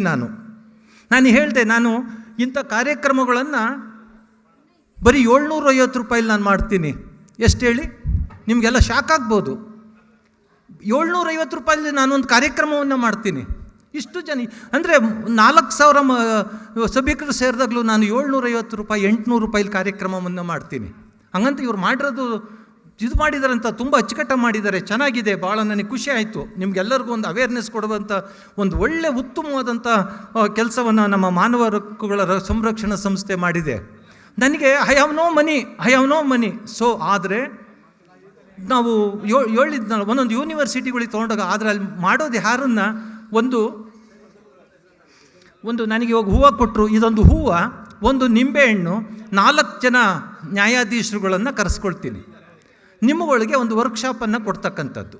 ನಮಗೆ ಇಂಪಾರ್ಟೆಂಟ್ ಬೇಕಾಗಿರೋದು ಏನಂದರೆ, ನಿಮಗೆ something has to reach your mind. What is human rights, what is human life, what is human society. And ನಮ್ಮ ಬದುಕಿನ ಚಿತ್ರಣದ ಬಗ್ಗೆ ಆಲೋಚನೆ ಮಾಡಬೇಕಾಯ್ತೆ, ಬೇರೆಯವರ ಚಿತ್ರಣದ ಬಗ್ಗೆ ನಾವು ಆಲೋಚನೆ ಮಾಡಬೇಕಾಯ್ತೆ. ನಾನು ಹೇಳಿದೆ, ಕೊಪ್ಪಳ ಅಥವಾ ರಾಯಚೂರು ಮತ್ತಿನ್ನೊಂದು ಕಡೆ ಈ ಕಡೆಯನ್ನು ಹೋದಾಗ ಅಪೌಷ್ಟಿಕತೆ ತಾಂಡವಾಡ್ತಾ ಇದೆ, ಮಾಲ್ನ್ಯೂಟ್ರಿಷನ್. ಇವತ್ತು ಗರ್ಭಿಣಿಯರ ಸ್ಥಿತಿ, ಬಾಣಂತಿಯರ ಸ್ಥಿತಿ, ಗರ್ಭಿಣಿ ಬಾಣಂತಿಯರ ರಕ್ತಹೀನತೆಗಳ ಬಗ್ಗೆ, ಹೆಣ್ಣುಮಗಳು ಮೆಚೂರ್ಡ್ ಆದಾಗ ರಕ್ತಹೀನತೆಯ ಬಗ್ಗೆ ನಾವೆಲ್ಲರೂ ಎನಿಬಡಿ ಇಸ್ ವಿ ಥಿಂಕ್ ಯಾರಾನು ಒಬ್ಬ ಮಂತ್ರಿ, ಒಬ್ಬ ಶಾಸಕ, ಒಬ್ಬ ದೊಡ್ಡ ವ್ಯಕ್ತಿಗಳು ಕ್ಯಾನ್ ಡಿಸ್ಕಸ್. ಇವತ್ತು ಮೊಟ್ಟೆ ಕೊಡಬೇಕು ಅಂತಂದರೆ ಏನೇನು, ಮೊನ್ನೆ ಯಾರೋ ಒಂದು ಮಗು ಫೋನ್ ಮಾಡುತ್ತೆ ನನಗೆ ದೇವದುರ್ಗದಲ್ಲಿ, ಸರ್ ಅದು ಯಾರೋ ಒಬ್ಬರು ಮೊಟ್ಟೆ ಕೊಡಬೇಡಿ ಅಂತಾರೆ. ಆ ಮಗು ಏನೋ ಪದ ಬಳಸ್ತು. ಸರ್ಕಾರ ಕೊಡಬೇಕು, it is the duty of the government. ಅದಕ್ಕೆಂದರೆ ಬಡತನ ಅಷ್ಟೊಂದಿದೆ. ಆ ಗರ್ಭಿಣಿಯರು ಬಾಣಂತಿಯರು ಮಕ್ಕಳ ರಕ್ತಹೀನತೆಯ ಬಗ್ಗೆ ನಾವೇನು ಗೊತ್ತಿಲ್ಲ, ನನಗೇನು ಹೇಳಬೇಕು ಗೊತ್ತಿಲ್ಲ, ಪದಗಳೇ ಇಲ್ಲ. ಇವತ್ತೇನಾದರೂ ಹಳ್ಳಿಗಳ ಕಡೆ ಹೋದರೆ ಚಾಕು ತೊಗೊಂಡು ಆ ಹೆಣ್ಣು ಮಕ್ಕಳನ್ನು ಎರೆದ್ರೆ 4 kg ಮಾಂಸ ಸಿಕ್ಕೋದಿಲ್ಲ. ನಾನು ಹೀಯಾಳಿಸ್ತಾ ಇಲ್ಲ, ನೋವಾಗುತ್ತೆ.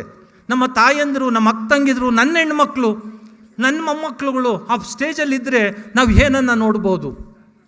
ದಯಮಾಡಿ ಇದನ್ನು ನಾವು ಅರ್ಥ ಹೋಗಬೇಕು. ನಾವು ಫೀಲ್ಡ್ಗಳಿಗೆ ನಾವು ಅರ್ಥ ಮಾಡ್ಕೋಬೇಕಾಯ್ತೆ. ನಾವು ಚೆನ್ನಾಗಿದ್ದೀವಿ, ನನ್ನ ಹೆಂಡತಿ ಮಕ್ಕಳು ನಾವು ಚೆನ್ನಾಗಿದೆ.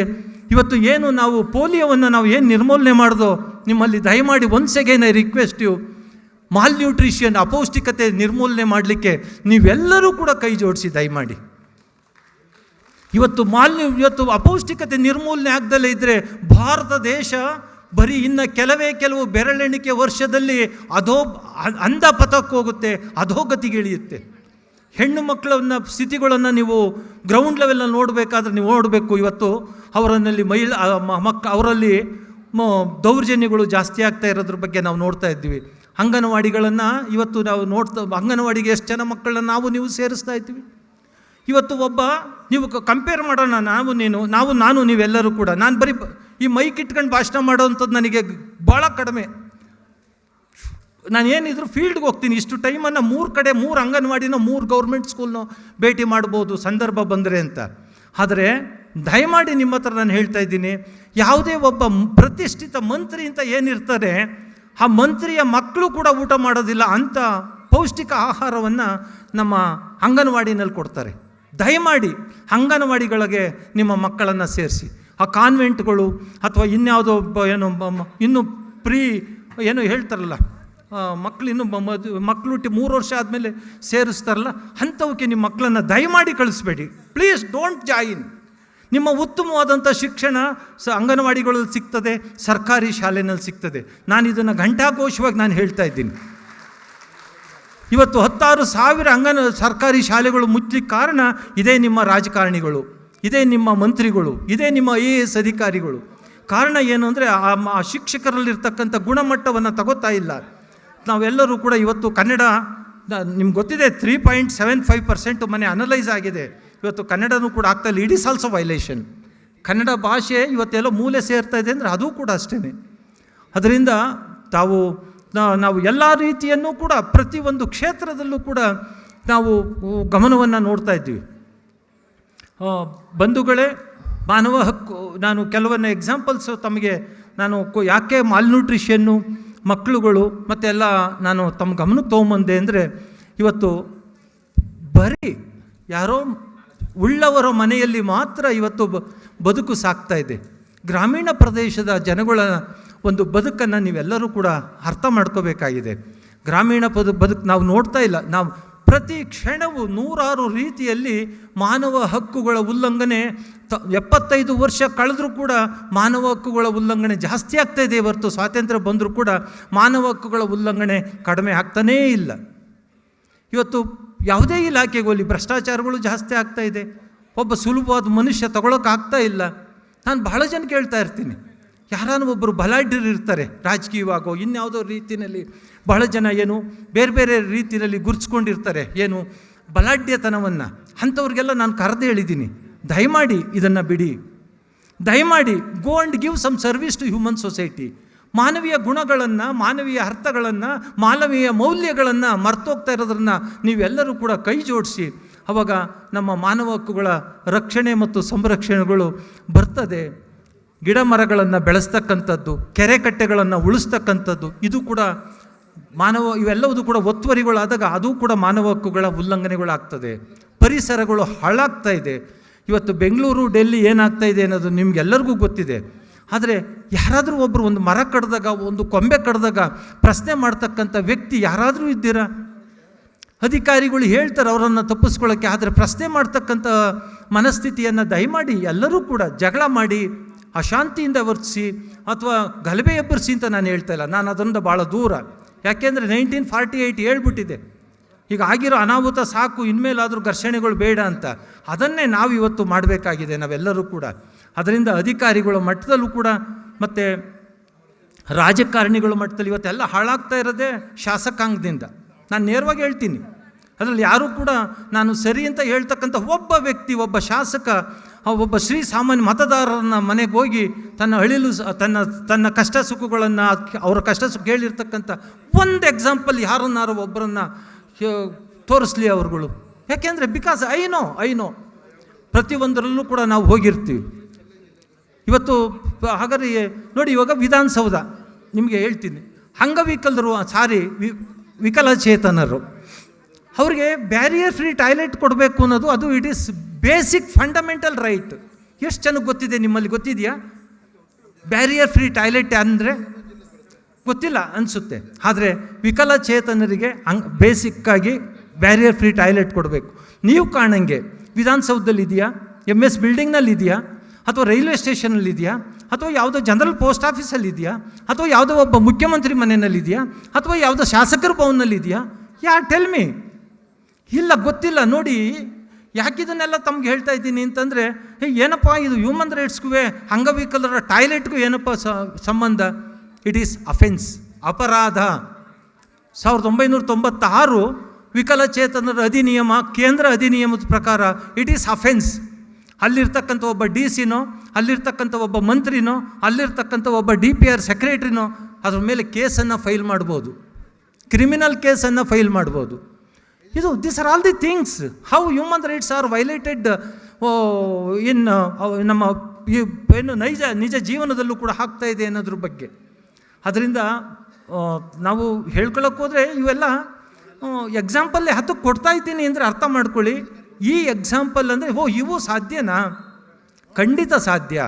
ನಾನು ಮಾನವ ಹಕ್ಕುಗಳ ಆಯೋಗದಲ್ಲಿ ಇದ್ದೀನಿ ಅಂದ್ಬಿಟ್ಟು ಎಂಥದ್ದು ಬ್ಯಾಡ್ಜು, ನಾನಿವತ್ತು ನನ್ನ ಹತ್ರ ವಿಸಿಟಿಂಗ್ ಕಾರ್ಡು, ಒಂದು ಏನು ಹೇಳ್ತಾರೆ ಐಡೆಂಟಿ ಕಾರ್ಡ್ ನನ್ನ ಹತ್ರ ಇಲ್ಲ. ಇದನ್ನು ನಾವು ತೊಗಲಾಕ್ಕೊಂಡು ನಾವು ಇನ್ನೇನೋ ಮಾಡೋಕ್ಕೆ ಹೋದಾಗ ಮಾನವ ಹಕ್ಕುಗಳು ಉಲ್ಲಂಘನೆಗಳು ಜಾಸ್ತಿ ನಮ್ಮಿಂದನೂ ಆಗ್ತಾಯಿದೆ. ಮಾನವ ಹಕ್ಕುಗಳಿಂದ ಸಾಕಷ್ಟು ಮಂದಿ ಅದನ್ನು ದುರುಪಯೋಗನೂ ಕೂಡ ಆಗ್ತಾಯಿದೆ. ಸೊ ಅದು ಕೂಡ ನಿಲ್ಲಬೇಕು. ದಯಮಾಡಿ ನಾವೆಲ್ಲರೂ ಪ್ರಾಮಾಣಿಕವಾಗಿರಬೇಕು, ಒಳ್ಳೆ ಮನಸ್ಸನ್ನು ಇಳ್ಳವರಾಗಿರಬೇಕು. ಇವತ್ತೇ ನೀವೆಲ್ಲರೂ ಪ್ರತಿಜ್ಞೆ ಮಾಡಿ ಬಂದಿರತಕ್ಕಂಥ ಪ್ರತಿಯೊಬ್ಬರಲ್ಲೂ ಕೂಡ ಅಳಿಲು ಸೇವೆ ಏನಾದರೂ ಒಂದು ಸಣ್ಣದನ್ನು ಮಾಡ್ತೀವಿ ಅಂತ. ಮೊನ್ನೆ ತುಮಕೂರು ಜಿಲ್ಲೆಯಲ್ಲಿ ತುರುವೇಕೆರೆ ತಾಲೂಕಿನಲ್ಲಿ ಒಂದು ಘಟನೆ ಆಗುತ್ತೆ. ಒಂದು ದಯಮಾಡಿ ಅರ್ಥ ಮಾಡ್ಕೊಳ್ಳಿ. 187 ಟಿಪ್ಪರ್ಗಳನ್ನು ನಾವು ಸೀಸ್ ಮಾಡಿರ್ತೀವಿ, ಮರಳನ್ನು. ಒಂದು 4 ದಿವಸ ಅಧಿಕಾರಿಗಳು ನಾವೆಲ್ಲ ಸೇರಿಕೊಂಡು, ಅರ್ಥ ಆಗುತ್ತೆ ಅನಿಸುತ್ತೆ, ಸೀಸ್ ಮಾಡಿಸ್ತೀವಿ. ಅಲ್ಲಿಗೊಬ್ಬರು ರಾಜ್ಯದ ರಾಷ್ಟ್ರ ಮಟ್ಟದಲ್ಲಿ ಹೆಸರಾಗಿರ್ತಕ್ಕಂಥ ಒಬ್ಬ ದೊಡ್ಡ ಸ್ವಾಮೀಜಿ ಬರ್ತಾರೆ. ನಾನು ಹಂಗಂತ ಆ ಸ್ವಾಮೀಜಿಗಳ ಬಗ್ಗೆ ನಂಗೆ ಅಗೌರವ ಇಲ್ಲ, ಗೌರವ ಇದೆ. ನಾನು ಮೊದಲೇ ಹೇಳಿದೆ, ಆದಿರುದ್ರಾಯ ನಮಸ್ತೇಸ್ತು ಸರ್ವಮಂಗಳದಾಯಿನಿ ಸಚ್ಚಿದಾನಂದ ಭೂಮಾದಿ ವಚೋಘೋಷಿತ ರೂಪಿಣಿ ಅಂತ. ಅಂದರೆ ಆ ಸ್ವಾಮೀಜಿಗಳ ಇದರಲ್ಲಿ ತಕ್ಷಣವೇ ಸೀಸ್ ಮಾಡಿದ ತಕ್ಷಣ ಅಲ್ಲಿಗೆ ಒಬ್ಬ ದೊಡ್ಡ ಸ್ವಾಮೀಜಿಗಳು ಒಬ್ಬರು ಬರ್ತಾರೆ. ನಾನು ಆ ಜಾತಿ ಈ ಜಾತಿ ಸ್ವಾಮೀಜಿಗಳು ಅಂತ ಹೇಳೋದಿಲ್ಲ, ಎಲ್ಲ ಗೌರವ ಇಟ್ಕೊಂಡಿರ್ತೀವಿ ನಾವು ಧಾರ್ಮಿಕವಾಗಿ. ಸಿದ್ಧಲಿಂಗೇಗೌಡ್ರೆ ನಿಮ್ಗೇನು ಕೆಲಸ ಇಲ್ವೇಂದ್ರಿ?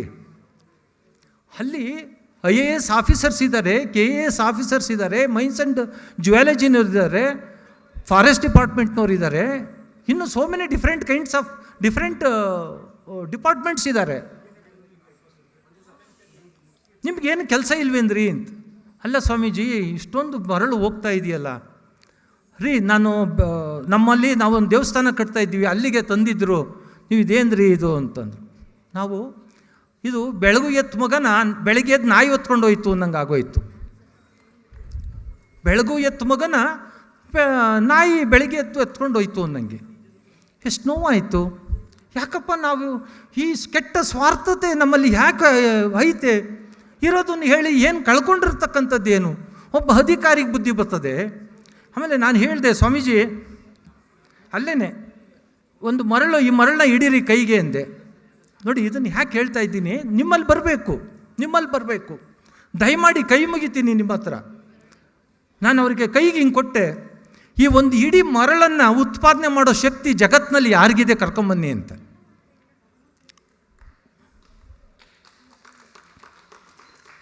ಈ ಒಂದು ಮರಳನ್ನು ಉತ್ಪಾದನೆ ಮಾಡ್ತಕ್ಕಂಥ ಶಕ್ತಿ ಜಗತ್ತಿನಲ್ಲಿ ಯಾರಿಗಾದ ಇದೆಯಾ ಸ್ವಾಮಿ? 187 ಮೂಟೆ ಎಂಥದ್ದು ಟಿಪ್ಪರ್ನಲ್ಲಿದೆ, ಟ್ರ್ಯಾಕ್ಟರ್ನಲ್ಲಿದೆ. ಕಣ್ಣಲ್ಲಿ ನೀರು ಬರ್ತದೆ, ನಮ್ಮ ಅಂತರ್ಜಲ ಹೋಗ್ತಾ ಐತೆ. 1000 ಅಡಿ ಕೊರೆಸಿದ್ರು ರೈತನಿಗೆ ನೀರು ಬರ್ತಾ ಇಲ್ಲ. This is violation of human rights. ಮಾನವ ಹಕ್ಕುಗಳ ಉಲ್ಲಂಘನೆಗಳು ಆಗ್ತಾ ಇದೆ, ಪರಿಸರದ ಮೇಲೆ ಅತ್ಯಾಚಾರ ಆಗ್ತಾ ಇದೆ. ಸ್ವಾಮಿ, ನಿಮ್ಗೆ ಯಾಕೆ ಈ ಪದ ಹೇಳಿದೆ ಅಂದರೆ, ನಾನು ಆ ಸ್ವಾಮಿಗಳ ಮೇಲೆ ಹೇಳ್ತಾ ಇಲ್ಲ, ಯಾರೋ ಸ್ವಾಮಿಗಳು ಅಥವಾ ಏನೋ ಆಯಿತು ಅಂತ ಹೇಳ್ತಾ ಇಲ್ಲ. ಪರಿಸರದ ಮೇಲೆ ಧಕ್ಕೆ ಮಾಡಿದಾಗ, ಪರಿಸರವನ್ನು ವಿರೂಪಗೊಳಿಸಿದಾಗ, ಪರಿಸರದ ಮೇಲೆ ಆಕ್ರಮಣ ಮಾಡಿದಾಗ ಇಟ್ ಈಸ್ ಆಲ್ಸೋ ವೈಲೇಷನ್ಸ್. ಕೊನೆಗೆ ಬಿಡಲಿಲ್ಲ. ಕೊನೆಗೆ ಅವ್ರಿಗೆ ಹೇಳಿದೆ, ಒಂದಿಡಿ ಮಣ್ಣನ್ನು ನೋಡಿ, ನೀವು ಇಷ್ಟು ಜನ ಇಲ್ಲಿ ಬುದ್ಧಿವಂತರಿದ್ದೀರಾ, ಇಸ್ ಇಟ್ ಪಾಸಿಬಲ್ ಅದನ್ನು ಒಂದಿಡಿ ಮರಳನ್ನು ಉತ್ಪಾದನೆ ಮಾಡಲಿಕ್ಕೆ ಯಾರಿಗಾನ ಅದೇನೋ ಕಳ್ತನದಲ್ಲಿ ಫಿಲ್ಟ್ರ್ ಮರಳು ಮಾಡ್ತಾರೆ ಬಿಡಿ, ಅದಲ್ಲ. But what about quality? What about nature? ನಮ್ಮ ಮೂಲ ಯಾವುದು? ಮೂಲ ಕೊಡೋಕ್ಕಾಗುತ್ತಾ? ಇಲ್ಲ. ಇವತ್ತು ಮರಳ ಅಂತರ್ಜಲ ಹಿಡಿದು ಹೋಗ್ತಾ ಇದೆಯಲ್ಲ, ನಮ್ಮ ಸಮಾಜದ ಮೇಲೆ ಹಾಕ್ತಕ್ಕಂಥ, ದೇಶದ ಮೇಲೆ ಹಾಕ್ತಕ್ಕಂಥ, ಮತ್ತು ಆರ್ಥಿಕವಾಗಿ ಹಾಕ್ತಕ್ಕಂಥ, ಸಾಮಾಜಿಕವಾಗಿ ಆಗ್ತಕ್ಕಂಥದ್ರ ಬಗ್ಗೆ ಕೆನ್ ವಿ ಇಮ್ಯಾಜಿನ್?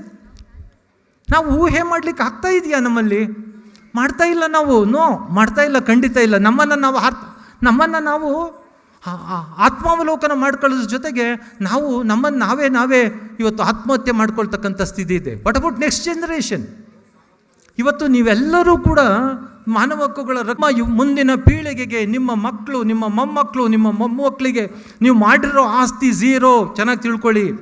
100 ಕೋಟಿ, 1000 ಕೋಟಿ, 50 ಕೋಟಿ ಅಂತ ಇಟ್ಕೊಂಡು ಇವತ್ತೇನು ಬೀಗ್ತಾ ಇದ್ದೀರಾ, ಅದು ಝೀರೋ ಆಗುತ್ತೆ. ಅದನ್ನೇನಾದ್ರು ಇವತ್ತು ಮಾನವ ಹಕ್ಕುಗಳ ರಕ್ಷಣೆ ಮಾಡಿ ಇವತ್ತು ನಾವು ಪ್ರಕೃತಿಗಳನ್ನು, ಗಿಡ ಮರವನ್ನು, ಹಳ್ಳ ಕೊಳ್ಳಗಳನ್ನು ನಾವು ಉಳಿಸ್ತಲೇ ಇದ್ದರೆ ಇದು ಝೀರೋ ಆಗುತ್ತೆ. ನಾನು ಎಲ್ಲ ಕಡೆನೂ ಹೇಳ್ತಾ ಇದ್ದೀನಿ, ಇನ್ನು 37 ವರ್ಷದಲ್ಲಿ ಇಡೀ ಭಾರತ ದೇಶ ಇವದೇ ಥರ ಮೈನಿಂಗು ಮತ್ತು ಗಿಡ ಮರಗಳು, ಒತ್ತುವರಿಗಳು, ಕೆರೆ ಕಟ್ಟೆಗಳು ಏನಾದ್ರು ಹಾಳಾಗ್ತಾ ಇದ್ದರೆ ಅದು ನಾಳೆ ಇನ್ನು 37 ವರ್ಷದಲ್ಲಿ ಇಡೀ ದೇಶ ಇವತ್ತು ತನ್ನನ್ನು ಮನುಷ್ಯರೇ ತಿಂತಕ್ಕಂಥದ್ದು ಸ್ಮಶಾನ ಆಗುತ್ತೆ, ಅದೊಂದು ಮರುಭೂಮಿ ಆಗುತ್ತೆ ಅಂತ ನಾನು ಕಡೆ ಎಲ್ಲ ಹೇಳ್ತಾ ಇದ್ದೀನಿ. It is A fact. ಇಲ್ಲಿರ್ತಕ್ಕಂಥ ಯಾರಾದರೂ ಮಧ್ಯ ವಯಸ್ಸಿನವರು ಅಥವಾ ಮಕ್ಕಳುಗಳು, ಸ್ಟೂಡೆಂಟ್ಸ್ಗಳಿದ್ದರೆ ಅವ್ರಿಗೆ ಅರ್ಥ ಆಗಲಿ. ಅದರಿಂದ ನಾವೆಲ್ಲರೂ ಕೂಡ ಮಾನವ ಹಕ್ಕುಗಳು, ಸಮಾಜ, ಪರಿಸರ, ಬದುಕುವ ಘನತೆಯ ನಾವುಗಳು ಅಂದರೆ ನೆಗ್ಲೆಕ್ಟ್ ಅಲ್ಲ. ಇವತ್ತು ಯಾವುದಾನ ಆಫೀಸ್ಗೆ ಹೋಗ್ಬಿಟ್ಟು ನೋಡಿ ಮಾನವ ಹಕ್ಕುಗಳು ಬಂದಿದ್ವಿ ನೋಡಿ, ಇಲ್ಲೊಂದು ಉಲ್ಲಂಘನೆ ಆಗಿದೆ, ಇವ್ರಿಗೆ ಅನ್ಯಾಯ ಆಗಿದೆ ಅಂತಂದಾಗ he should take serious action. ಯಾರೇ ಒಬ್ಬ ಡೆಪ್ಟಿ ಕಮಿಷನರ್ ಆಗಿರಲಿ, is a public servant. So ಇದೆಲ್ಲದನ್ನು ಕೂಡ ನೀವು ಆಲೋಚನೆ ಮಾಡಬೇಕಾಗಿದೆ ವಿದ್ಯಾರ್ಥಿಗಳೇ, ಮತ್ತು ಇಲ್ಲಿರ್ತಕ್ಕಂಥ ಎಲ್ಲ ಜನಗಳು. ನಾನು ಭಾಳ ಜನ ಯುವಕರು ವಿದ್ಯಾರ್ಥಿಗಳಿಗೆ ನಾನು ಕಾಲೇಜುಗಳಲ್ಲಿ ಇದರಲ್ಲೆಲ್ಲ ಹೋಗ್ತಾ ಇರ್ತೀನಿ. ಯಾಕೆಂದ್ರೆ ನನಗೆ ಬೇಕಾಗಿರೋದು ಅವ್ರು ಇವಾಗ ಅಡ್ಡದಾರಿ ಹಿಡಿದ್ರೆ ಜಾತಿ, ಸಮುದಾಯ, ಧರ್ಮ ಇಂಥ ಕಡೆಗೆ ಅವ್ರನ್ನ ಎಳೆದಾಗ್ತಾ ಇದ್ದಾರೆ. ಅದನ್ನು ನೀವೆಲ್ಲರೂ ಸೇರಿ ತಡಿಬೇಕು. ನಾವೆಲ್ಲರೂ ಒಂದೇ, ವಿ ಆರ್ ಆಲ್ ಈಕ್ವಲ್. ಅದರಿಂದ ನಾವೆಲ್ಲರೂ ಸೇರಬೇಕು ಅಂತ ಹೇಳಿ ಒಂದಾಗಬೇಕು. ನಾವೆಲ್ಲರೂ ಕೂಡ ಒಂದು ಪ್ರತಿಪಾದನೆ ಮಾಡಬೇಕು, ಸಂವಿಧಾನವನ್ನು ಓದಬೇಕು. ನಮ್ಮ ಅಬ್ದುಲ್ ರೆಹಮಾನ್ ಪಾಷಾ ಅವರು ನಿಜವಾಗ್ಲೂ ನನಗೆ ಸಂತೋಷ ಯಾಕೆ ಆಗಿತ್ತು ಅಂದರೆ, 1 ಅವರ್ ಟೈಮ್ ಕೊಟ್ಟಿದ್ದಿದ್ರೆ ಇವತ್ತು ಈ ಸಭೆನೇ ಯಾವ ರೀತಿ ಬೇರೆ ರೀತಿಯಲ್ಲಿ ಈ ಕಾರ್ಯಕ್ರಮದಿಂದ ನಿಮಗೆ ಸಿಗ್ತಕ್ಕಂಥ ಮೆಸೇಜು, ನಿಮ್ಗೆ ಆಗ್ತಕ್ಕಂಥ ಒಂದು ಗುಣಮಟ್ಟ ಅವರಿಲ್ಲ. Now he is not here, but he know very well what is constitution. ಯಾಕೆಂದರೆ ಇವತ್ತು ಆ ವ್ಯಾಖ್ಯಾನ ಬೇಕು. ಇಂಥ ಸಭೆ ಸಮಾರಂಭಗಳು ಇವತ್ತು ಪಾಪ ಸುರೇಶು, ಈ ಗಂಗಾಧರು ಇವರೆಲ್ಲರೂ ಕೂಡ ಮಾಡಿ, this is not a easy. ಇದರಿಂದ something has to reach to you regarding our constitution. ನೀವೆಲ್ಲ ಸೇರಿರೋದು ಸಂವಿಧಾನ. ಬದುಕಿಗೆ ಬೇಕಾಗಿರೋದು ನಿಮ್ಮ ದೇವಸ್ಥಾನಗಳಲ್ಲ. ನಾನು ದೇವಸ್ಥಾನಕ್ಕೆ ವಿರೋಧಿಯಲ್ಲ. ಕೆಲವ್ರು ಹೇಳ್ತಾರೆ, ನಾನು ದೇವಸ್ಥಾನಕ್ಕೆ 50 ಲಕ್ಷ ಕೊಟ್ಟೆ, ನಾನು 20 ಲಕ್ಷ ಕೊಟ್ಟೆ, ನಾನು 10 ಲಕ್ಷ ಕೊಟ್ಟೆ. ನಾನು ನಮ್ಮ ಮನೆಗೆ ಯಾರೋ ಬಂದಿದ್ರು, ಸರ್ ನಂದು ಕಾರು 3.25 ಕೋಟಿ. ನಾನು ಯಾವುದೋ ಮೈನಿಂಗ್ಸ್ನಲ್ಲಿ 2 ಮಂತ್ರಿಗಳಿದ್ದಾರೆ ಕರ್ನಾಟಕದಲ್ಲಿ, ಈಗಿರ್ತಕ್ಕಂಥ ಹಾಲಿ ಮಂತ್ರಿಗಳದು ಸೀಸ್ ಮಾಡಿಸ್ದೆ ಎನ್ವಿರಾನ್ಮೆಂಟಲ್ಲಿ. ಕೊನೆಗೆ ಅಧಿಕಾರಿಗಳು ಸೀಸ್ ಮಾಡೋಕ್ಕೆ ಹಿಂದೇಟಾಗ್ದಾಗ ಜಡ್ಜ್ಗಳು ಕರ್ಕೊಂಡು ಹೋಗಿದ್ದಾಯಿತು. ನೋಡಿ, ನ್ಯಾಯಾಧೀಶರನ್ನು ಕರ್ಕೊಂಡೋಗ್ಲಿಕ್ಕೆ ಸಾಧ್ಯನಾ ಅಂತೀರಾ? ಖಂಡಿತ ಸಾಧ್ಯ. Because they are also human being, they are also under human society, they are also under constitution. ನೀವು ಯಾವಾಗಲೂ ಹೇಳಿದಾಗ ನಾನು ಹೈಕೋರ್ಟ್ ಜಡ್ಜ್ ಯಾರನ್ನಾರ ಅವ್ರುಗಳನ್ನು ರಿಕ್ವೆಸ್ಟ್ ಮಾಡ್ಕೊಂಡು ಕರ್ಕೊಂಬತ್ತೆ, ಅವರಿಂದ ವ್ಯಾಖ್ಯಾನವನ್ನು ಕೇಳಿ. ನಾನು ಹೇಳಿದೆ, ನೋಡಿ ಇಲ್ಲಿಂದ 1000 ಕೋಟಿ ಆಗ್ತಾ ಇದೆ ಅಂತ. ಅದನ್ನು ಸೀಸ್ ಮಾಡಿಸಿದ ಮೇಲೆ ನಮ್ಮ ಮನೆಗೆ MLAಗಳು ಸಮೇತ, ಮಂತ್ರಿಗಳು ಸಮೇತ ಬಂದಾಗ, ಸಿದ್ಧಲಿಂಗೇಗೌಡ್ರೆ ನಿಮಗೆ ಸತ್ರು ಉಣಕ್ಕೆ ಜಾಗ ಇಲ್ವಂತೆ, ತೋಟ ಮನೆ ಇಲ್ವಂತೆ, ನಿಮ್ಗೊಂದು 5 ಕೋಟಿನೋ 10 ಕೋಟಿನೋ ಕೊಡ್ತೀವ್ರಿ, ಅದು ಯಾಕ್ರಿ ಹಿಂಗೆ ಸೀಸ್ ಮಾಡಿಸಿದ್ರು. ನಾನು ಇತ್ತೀಚೆಗೆ ನಡೆದಂಥದ್ದು. ನಾನು ಇಂಥ ದೊಡ್ಡ ಬಹಿರಂಗದಲ್ಲಿ ಏನೋ ಹೇಳಲಿಕ್ಕಾಗಲ್ಲ ವಿತೌಟ್ ಎನಿ ಡಾಕ್ಯುಮೆಂಟ್. ನಂದು ನೋಡಿ, ಅದು ಕಾರು 3.25 ಕೋಟಿ ಅಂತಾನೆ ಯಾರೋ ಒಬ್ಬ. ಆ ವ್ಯಕ್ತಿನ ನಾನು ಡ್ರಗ್ಸಲ್ಲಿ ಅವನ್ನ ಸೀಸ್ ಮಾಡಿಸಿದ್ದಂಥವ್ನು, ನಾನು ಒಬ್ಬ ವ್ಯಕ್ತಿನ. ಆ ವ್ಯಕ್ತಿ ಹೇಳ್ತಾನೆ 3.25 ಕೋಟಿ ಅಂತಾನೆ. ಆದರೆ ನಮಗೆ ಅನ್ನಿಸ್ತು, ಏನಪ್ಪ ಇವ್ರುಗಳಿಗೆ ದುಡ್ಡು ಈಗ ಹಾಲೆ ಬುದ್ಧಿ ಕಲಿಸೈತೆ. ಕೊರೋನಾ ಬುದ್ಧಿ ಕಲಿಸೈತೆ. ಈಗ ಹಾಲೆ ನೆಕ್ಸ್ಟ್ ಜನರೇಷನ್ನು ಒಮಿಕ್ರಾನ್ ಬರ್ತಾ ಇದೆ. ಇವ್ರು ಯಾವತ್ತು ಕಲಿತಾರೆ ಇವರು? Because they are human being. ಅವರೊಬ್ಬರು MLA, ಒಬ್ಬ ಮಂತ್ರಿ ಅಲ್ಲಿ ಕುಂತಿದ್ದಾಗ ನನಗೆ ಅಸಹ್ಯ ಆಯಿತು, ನಾಚಿಕೆ ಆಯಿತು. ಇವ್ರನ್ನೆಲ್ಲ ನಾನು ನಮ್ಮ ಮನೆ ಬಾಗ್ಲಿಗೆ ಹೆಂಗಪ್ಪ ಬಂದರು ಇವರೆಲ್ಲ ಬರಬಾರ್ದು ಅಂತ ಅಂದ್ಕೊಂಡೆ. ಅಂದರೆ ಯಾಕೆಂದೆ ಅಂದರೆ ಅವರಿಂದ ಮಾನವ ಹಕ್ಕುಗಳ ಉಲ್ಲಂಘನೆ ಆಗಿದೆ. ನನಗೆ ಮಾನವ ಹಕ್ಕುಗಳ ಉಲ್ಲಂಘನೆ, ಮಾನವ ಹಕ್ಕುಗಳು ಇಂಪಾರ್ಟೆಂಟೇ ಹೊರತು ಯಾರೋ ಒಬ್ಬ ಮಂತ್ರಿ ಬಂದ ಅಂತ ನಾನು ಅವನಿಗೆ ಗೌರವ ಕೊಡ್ತೀವಿ. ವೈಯಕ್ತಿಕವಾಗಿ ಐ ರೆಸ್ಪೆಕ್ಟ್ ದೆಮ್, ವೈಯಕ್ತಿಕಲಿ personally I respect them. But ಅವ್ರ ಉದ್ದೇಶಗಳಿಂದ ಬರ್ತಾರಲ್ಲ, ಅದು ಅಲ್ಲ. ನನಗೆ ಹೇಳ್ತಾರೆ, ನೀನು ಸತ್ರುಣಕ್ಕೆ ಅಲ್ಲ, ಅದಕ್ಕೆ ಕಣಪ್ಪ ನಾನೀಗ 1.5 ಎಕರೆನ ಸ್ಮಶಾನಕ್ಕೆ ಗ್ರ್ಯಾಂಟ್ ಮಾಡಿಸ್ಕೊಂಡಿದ್ದೀನಿ, ನಾನು ಸತ್ರುಣಕ್ಕೆ ಅಂತ. ಸೊ ಇಂಥ ಪರಿಸ್ಥಿತಿಗಳು ನಿರ್ಮಾಣ ಆದಾಗ ಅವ್ರು ಹೇಳ್ತಾರೆ, ನಿಮ್ಗೊಂದು 5 ಕೋಟಿನೋ 10 ಕೋಟಿನೋ ಈಗ ಕೊಡ್ತೀವಿ ಗೌಡ್ರೆ ತೋಳಿ. ಇದು ಸತ್ಯ. ಇಂಥವು ನನ್ನವು ನೂರಾರಿದ್ದಾವೆ ಮೈನಿಂಗ್ ವಿಷಯದಲ್ಲಿ. ಹಾಗಂತ ನಾವೆಲ್ಲರೂ ಕೂಡ ಇಫ್ ವಿ ಇನ್ವಾಲ್ವ್, ಏನು ನಮ್ಮ ಮಾನವೀಯ ಗುಣಗಳು ಇವರೇ, ನಮಗೆ ಆಯುಸ್ಸೇನು ಭಗವಂತ 100 ವರ್ಷ ಕೊಟ್ಟಿದ್ದಾನ? ಇಲ್ಲ. ನಾವು ಅದಕ್ಕೆ ಜರಗ್ನಳ್ಳಿ ಶಿವಶಂಕರಪ್ಪನವರು ಒಂದು ಮಾತು ಹೇಳ್ತಾರೆ, ದಯಮಾಡಿ ಯು ಪ್ಲೀಸ್ ಲಿಸನ್, ದಯಮಾಡಿ ಎಲ್ಲರೂ ಕೂಡ. ಜರಗ್ನಳ್ಳಿ ಶಿವಶಂಕರಪ್ಪನವರು ಒಂದು ಮಾತನ್ನು ಹೇಳ್ತಾರೆ, 16 ವರ್ಷ ಬಾಳಿದ ಮರ 100 ವರ್ಷ ತೊಲೆಯಾಗಿ ಉಳಿಯಿತು. 16 ವರ್ಷ ಬಾಳಿದ ಮರ ತೊಲೆಯಾಗಿ ಉಳಿಯಿತು 100 ವರ್ಷ. 100 ವರ್ಷ ಆಳಿದ ಅರಸ ಹೆಣವಾಗಿ ಉಳಿಯಲಿಲ್ಲ 3 ದಿವಸ.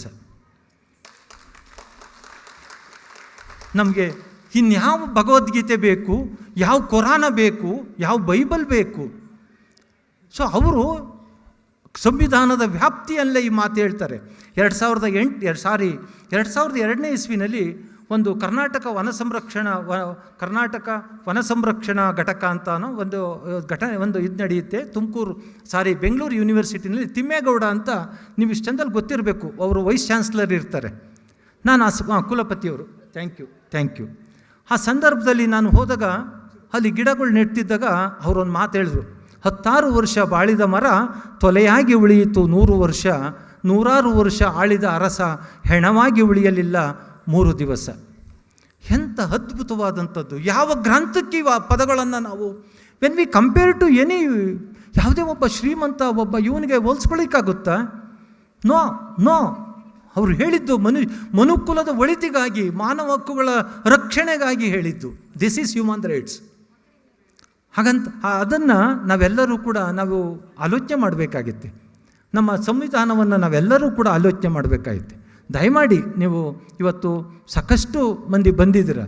ಮಾನವ ಹಕ್ಕುಗಳ ಬಗ್ಗೆ ನಾನು ಬರೀ ಸ್ವಲ್ಪ ಕೆಲವು ಹೇಳಿದ್ದೆ. ಎಲ್ಲ ನಾನು ಹೇಳಿದ್ದು ಝೀರೋ ನಾನು ಹೇಳಿದ್ದು. ನೀವು ಇಲ್ಲಿಂದ ಹೊರಡ್ತಿದ್ದಂಗೆ ನಿಮಗೆ ನಿಮ್ಮ ಮನೆಗೆ ಹೋಗೋದ್ರಲ್ಲಿ if you concentrate regarding this human rights violations ಅಂದರೆ ನಿಮ್ಮ ಮನೆಗಳಿಗೆ ಹೋಗೋದ್ರೊಳಗಡೆ 100 ನೀವು ಮಾನವ ಹಕ್ಕುಗಳ ಉಲ್ಲಂಘನೆಗಳನ್ನು ನೀವು ನೋಡ್ಬೋದು.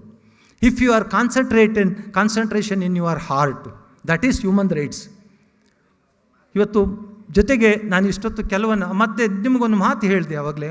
ರಗ್ಗಡ್ ರೋಡ್ ಟು ಜಸ್ಟಿಸ್ ಅನ್ನೋ ಪುಸ್ತಕದಲ್ಲಿ 3 ವರ್ಷದ ಅರ್ಚನಾ ಅಂತಕ್ಕಂಥ ಹೆಣ್ಣುಮಗುವಿನ ಮೇಲೆ ಸಾಕಷ್ಟು ಅತ್ಯಾಚಾರ ಆದಾಗ ಆ ಮಗು ಬದುಕಿದೆ ಅಂತ ಗೊತ್ತಾದಾಗ ಕತ್ತನ್ನು ಸೀಳಿ ಆ ಮಗುವನ್ನು ಕೊಲೆ ಮಾಡ್ತಾರೆ. ಇಂಥ ಕೆಟ್ಟ ಹೀನಾಯ ಪರಿಸ್ಥಿತಿ ನಮ್ಮಲ್ಲಿ ಇರ್ತದೆ ಅಂತದಕ್ಕೆ ಹೇಳಿದೆ. ನಾನು ಅದನ್ನ ತಮ್ಮ ಗಮನಕ್ಕೆ ಹೇಳಲಿಲ್ಲ ನಾನು. ಆದರೆ ಅದು ಒಂದು ವಿಷಾದನೀಯ ಅಂತ ಅಂದರೆ ಇವತ್ತು 100ಕ್ಕೆ 90 ನನ್ನ ಅಭಿಪ್ರಾಯದ ಪ್ರಕಾರ ನಾನು ಸುಮಾರು 8672 ಅತ್ಯಾಚಾರ ಪ್ರಕರಣಗಳನ್ನು ನಾನು ವೈಯಕ್ತಿಕವಾಗಿ ಪತ್ರಿಕೆಗಳನ್ನು ನೋಡಿ ನಾನು ಕಂಪ್ಲೇಂಟನ್ನು ಲಾಡ್ಜ್ ಮಾಡಿದ್ದೀನಿ. ಅದರಲ್ಲಿ ನಿರ್ಭಯ ಇನ್ಸಿಡೆಂಟ್ ಕೂಡ ಒಂದು. ಡೆಲ್ಲಿನಲ್ಲಾದಂಥ ನಿರ್ಭಯ ಇನ್ಸಿಡೆಂಟು ನಡೀತು 2012 ಜನವರಿ 16ನೇ ತಾರೀಕು ಡಿಸೆಂಬರ್ 12ನೇ ತಾರೀಕು. ಅದಕ್ಕೆ ಸಿದ್ಧಲಿಂಗೇಗೌಡಂದು ಕೂಡ ಒಂದು ದೊಡ್ಡ ಇಶ್ಯೂ ಆಯಿತು ರಾಷ್ಟ್ರ ಮಟ್ಟದಲ್ಲಿ ನಿರ್ಭಯ ಇನ್ಸಿಡೆಂಟ್ನಲ್ಲಿ. ಅದೊಂದು ಆಗಿದ್ದಂಥದ್ದು ಬಗ್ಗೆ ನಿಮ್ಗೆ ಎಷ್ಟು ಗೊತ್ತಾಯಿತೋ ಗೊತ್ತಿಲ್ಲ. Supreme court chief justice justice Verma ಇದ್ದರು. Supreme court chief justice justice Verma ಅಂತ ಇದ್ದರು. ಅವರಲ್ಲಿ ಒಂದು ಸಮಿತಿನೂ ಆಯಿತು due to this Nirbhaya incident. ನಿಮ್ಮ ಗಮನಕ್ಕೆ ಹೇಳಲೇಬೇಕು ನಾನು. ಅಂದರೆ ಇದು ಎಲ್ಲೆಲ್ಲೋ ನಾನು ತಗೊಂಡೋಗ್ತಾ ಇಲ್ಲ, ಹ್ಯೂಮನ್ ರೈಟ್ಸ್ ಬಗ್ಗೆನೇ.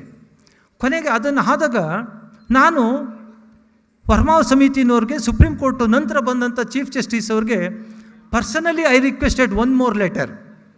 ಅಷ್ಟೊತ್ತಿಗೆ ಸಾವಿರಾರು ಪತ್ರಗಳಾಗಿತ್ತು ಅದ್ರ ಬಗ್ಗೆ, ನಿರ್ಭಯ ಬಗ್ಗೆ ನನ್ನವು. ನಾನು ಹೇಳಿದೆ, ತಕ್ಷಣದಲ್ಲಿ ದಯಮಾಡಿ ಪೊಲೀಸ್ ಇಲಾಖೆ, ಸ್ಥಳೀಯ ಆಡಳಿತಗಳಿಗೆ ನೀವು ನಿರ್ಭಯ ಫಂಡ್ ಅಂತಲೇ ಯಾಕೆ ಒಂದು ನಾಮಕರಣ ಮಾಡಬಾರ್ದು ಅಂತ ಒಂದು ಕ್ವಶನ್ ಮಾರ್ಕ್ ಹಾಕಬಾರ್ದೆ ನಾನು. ನಿರ್ಭಯ ಫಂಡ್ ಅಂತ ಯಾಕೆ ಮಾಡಬಾರ್ದು ಅಂಥೇಳಿ. ಕೊನೆಗೆ ಅದು ಗೊತ್ತಿಲ್ಲ, ಸಿದ್ಧಲಿಂಗೇಗೌಡ ಬರ್ದ ಅಂತ ಇಲ್ಲ, ಸಿದ್ಧಲಿಂಗೇಗೌಡನಂತ ನಿಮ್ಮಂಥ ಲಕ್ಷಾಂತರ ಜನ ನಿರ್ಭಯ ಪ್ರಕರಣವನ್ನು ಖಂಡಿಸಿ ಸಾಕಷ್ಟು ಪ್ರೊಟೆಸ್ಟ್ ಮಾಡಿದರು, ಸಾಕಷ್ಟು ಅದ್ರ ಬಗ್ಗೆ ಕೋರ್ಟಲ್ಲಿ ಹೋಯ್ತು, ಸಾಕಷ್ಟು ಮನವಿ ಪತ್ರಗಳು ಮಾಡಿದರು. ಅದರಲ್ಲಿ ಸಿದ್ಧಲಿಂಗೇಗೌಡ ಒಂದು ಅಳಿಲು ಸೇವೆ, ಅದರಲ್ಲಿ ನಾನು ಒಬ್ಬ, ನಾನು ನನ್ನಿಂದ ಅಂತಲ್ಲ. ಕೊನೆಗೆ 70 ಲಕ್ಷ ರೂಪಾಯಿ ದುಡ್ಡು, 70,000 ಕೋಟಿ ಹಣವನ್ನು ಫಂಡನ್ನು ಇಡಬೇಕು. ಆವಾಗಲೇ ಆ ಫಂಡಿಂದ ಹೆಣ್ಣು ಮಕ್ಕಳ ಅತ್ಯಾಚಾರಗಳು, ಹೆಣ್ಣು ಮಕ್ಕಳ ಮೇಲೆ ಲೈಂಗಿಕ ದೌರ್ಜನ್ಯಗಳನ್ನು ನಿಲ್ತವೆ ಅಂತಕ್ಕಂಥದ್ದು ಉದ್ದೇಶಗಳು ನಮ್ಮ ಉದ್ದೇಶ ಆಗಿತ್ತು. ಅದ್ರ ಬಗ್ಗೆ ಆಳುವ ಅಧ್ಯಯನ ಮಾಡಿದ್ದು ನಾವೇ ಆಗಿರೋದಿಲ್ಲ, ದೊಡ್ಡವ್ರ ಜೊತೆ ನಾವು ಹಂಚ್ಕೊಂಡಿದ್ದು, ಶೇರ್ ಮಾಡ್ಕೊಂಡಿದ್ದು. We have collected so many materials from ಚಿಂತಕರಿಂದ ಬಹಳ ಮಾಡ್ಕೊಂಡಿದ್ವಿ. ಕೊನೆಗೆ ಏನೋ ಗೊತ್ತಿಲ್ಲ, ವಿ ಡೋಂಟ್ ನೋ, ಅದು ಇಂಪ್ಲಿಮೆಂಟ್ ಆಯಿತು. ಭಾಳ ಖುಷಿ ಆಯಿತು. ಬರೀ ಕರ್ನಾಟಕದಲ್ಲಿ ಒಂದಲ್ಲ, ಎಂಟೈರ್ ಇಂಡಿಯಾದಲ್ಲಿ ಇವತ್ತೂ ಕೂಡ ನಿರ್ಭಯ ಫಂಡ್ ಅಂತಕ್ಕಂಥದ್ದು ಇವತ್ತು ಕೂಡ ಹಾಲಿ ಜೀವಂತವಾಗಿದೆ. ನಾವೆಲ್ಲಾನ ಒಂದು ಘಟನೆ ಆದಾಗ ನಾವು ಅದನ್ನೇ ಹೇಳ್ತಿರ್ತೀವಿ. CC ಕ್ಯಾಮ್ರಾಗಳನ್ನು ಆಯಾಕಟ್ಟಿನ ಜಾಗಗಳಲ್ಲಿ ಅಳವಡಿಸಿ, ಯಾವುದೋ ಇವಾಗ ಫಾರ್ ಎಕ್ಸಾಂಪಲ್ ಯಾವುದೋ ತಾಲೂಕು ಮಟ್ಟದ, ಹೋಬಳಿ ಮಟ್ಟದಲ್ಲೂ ಕೂಡ, ಮತ್ತು ಪೊಲೀಸ್ ವ್ಯವಸ್ಥೆಯನ್ನು ಬಿಗಿಗೊಳಿಸಿ, ಮಹಿಳಾ ಪೊಲೀಸರನ್ನು ನೇಮಕಗೊಳಿಸಿ, ಜಿಲ್ಲಾ ಮಟ್ಟದಲ್ಲಿ ಮಹಿಳೆಯರದೇ ಸಪ್ರೇಟು ರೇಪ್ ಇನ್ಸಿಡೆಂಟ್ ಆಯಿತು, ಸೆಕ್ಷುವಲ್ ಹೆರಾಸ್ಮೆಂಟ್ ಆಯಿತು, ಕಿಡ್ನ್ಯಾಪಿಂಗ್ ಆಯಿತು, ಅದಕ್ಕೆ ಸಪ್ರೇಟ್ ಈಗಿರ್ತಕ್ಕಂಥ ಲಾ ಆ್ಯಂಡ್ ಆರ್ಡರ್ ಆಗಿರ್ಬೋದು, ಕ್ರೈಮ್ನವ್ರನ್ನ ಡೋಂಟ್ ಯುಟಿಲೈಸ್ ಆ್ಯಂಡ್ ಯೂಸ್, ಅವರು ಅದಕ್ಕೆ ಅಂತಲೇ ಸಪ್ರೇಟ್ ಅನ್ನೋ ಒಂದು ಮಾಡಿ ಅಂತಕ್ಕಂಥದ್ದನ್ನು ನಾವು ಮಾಡಿದ್ವಿ.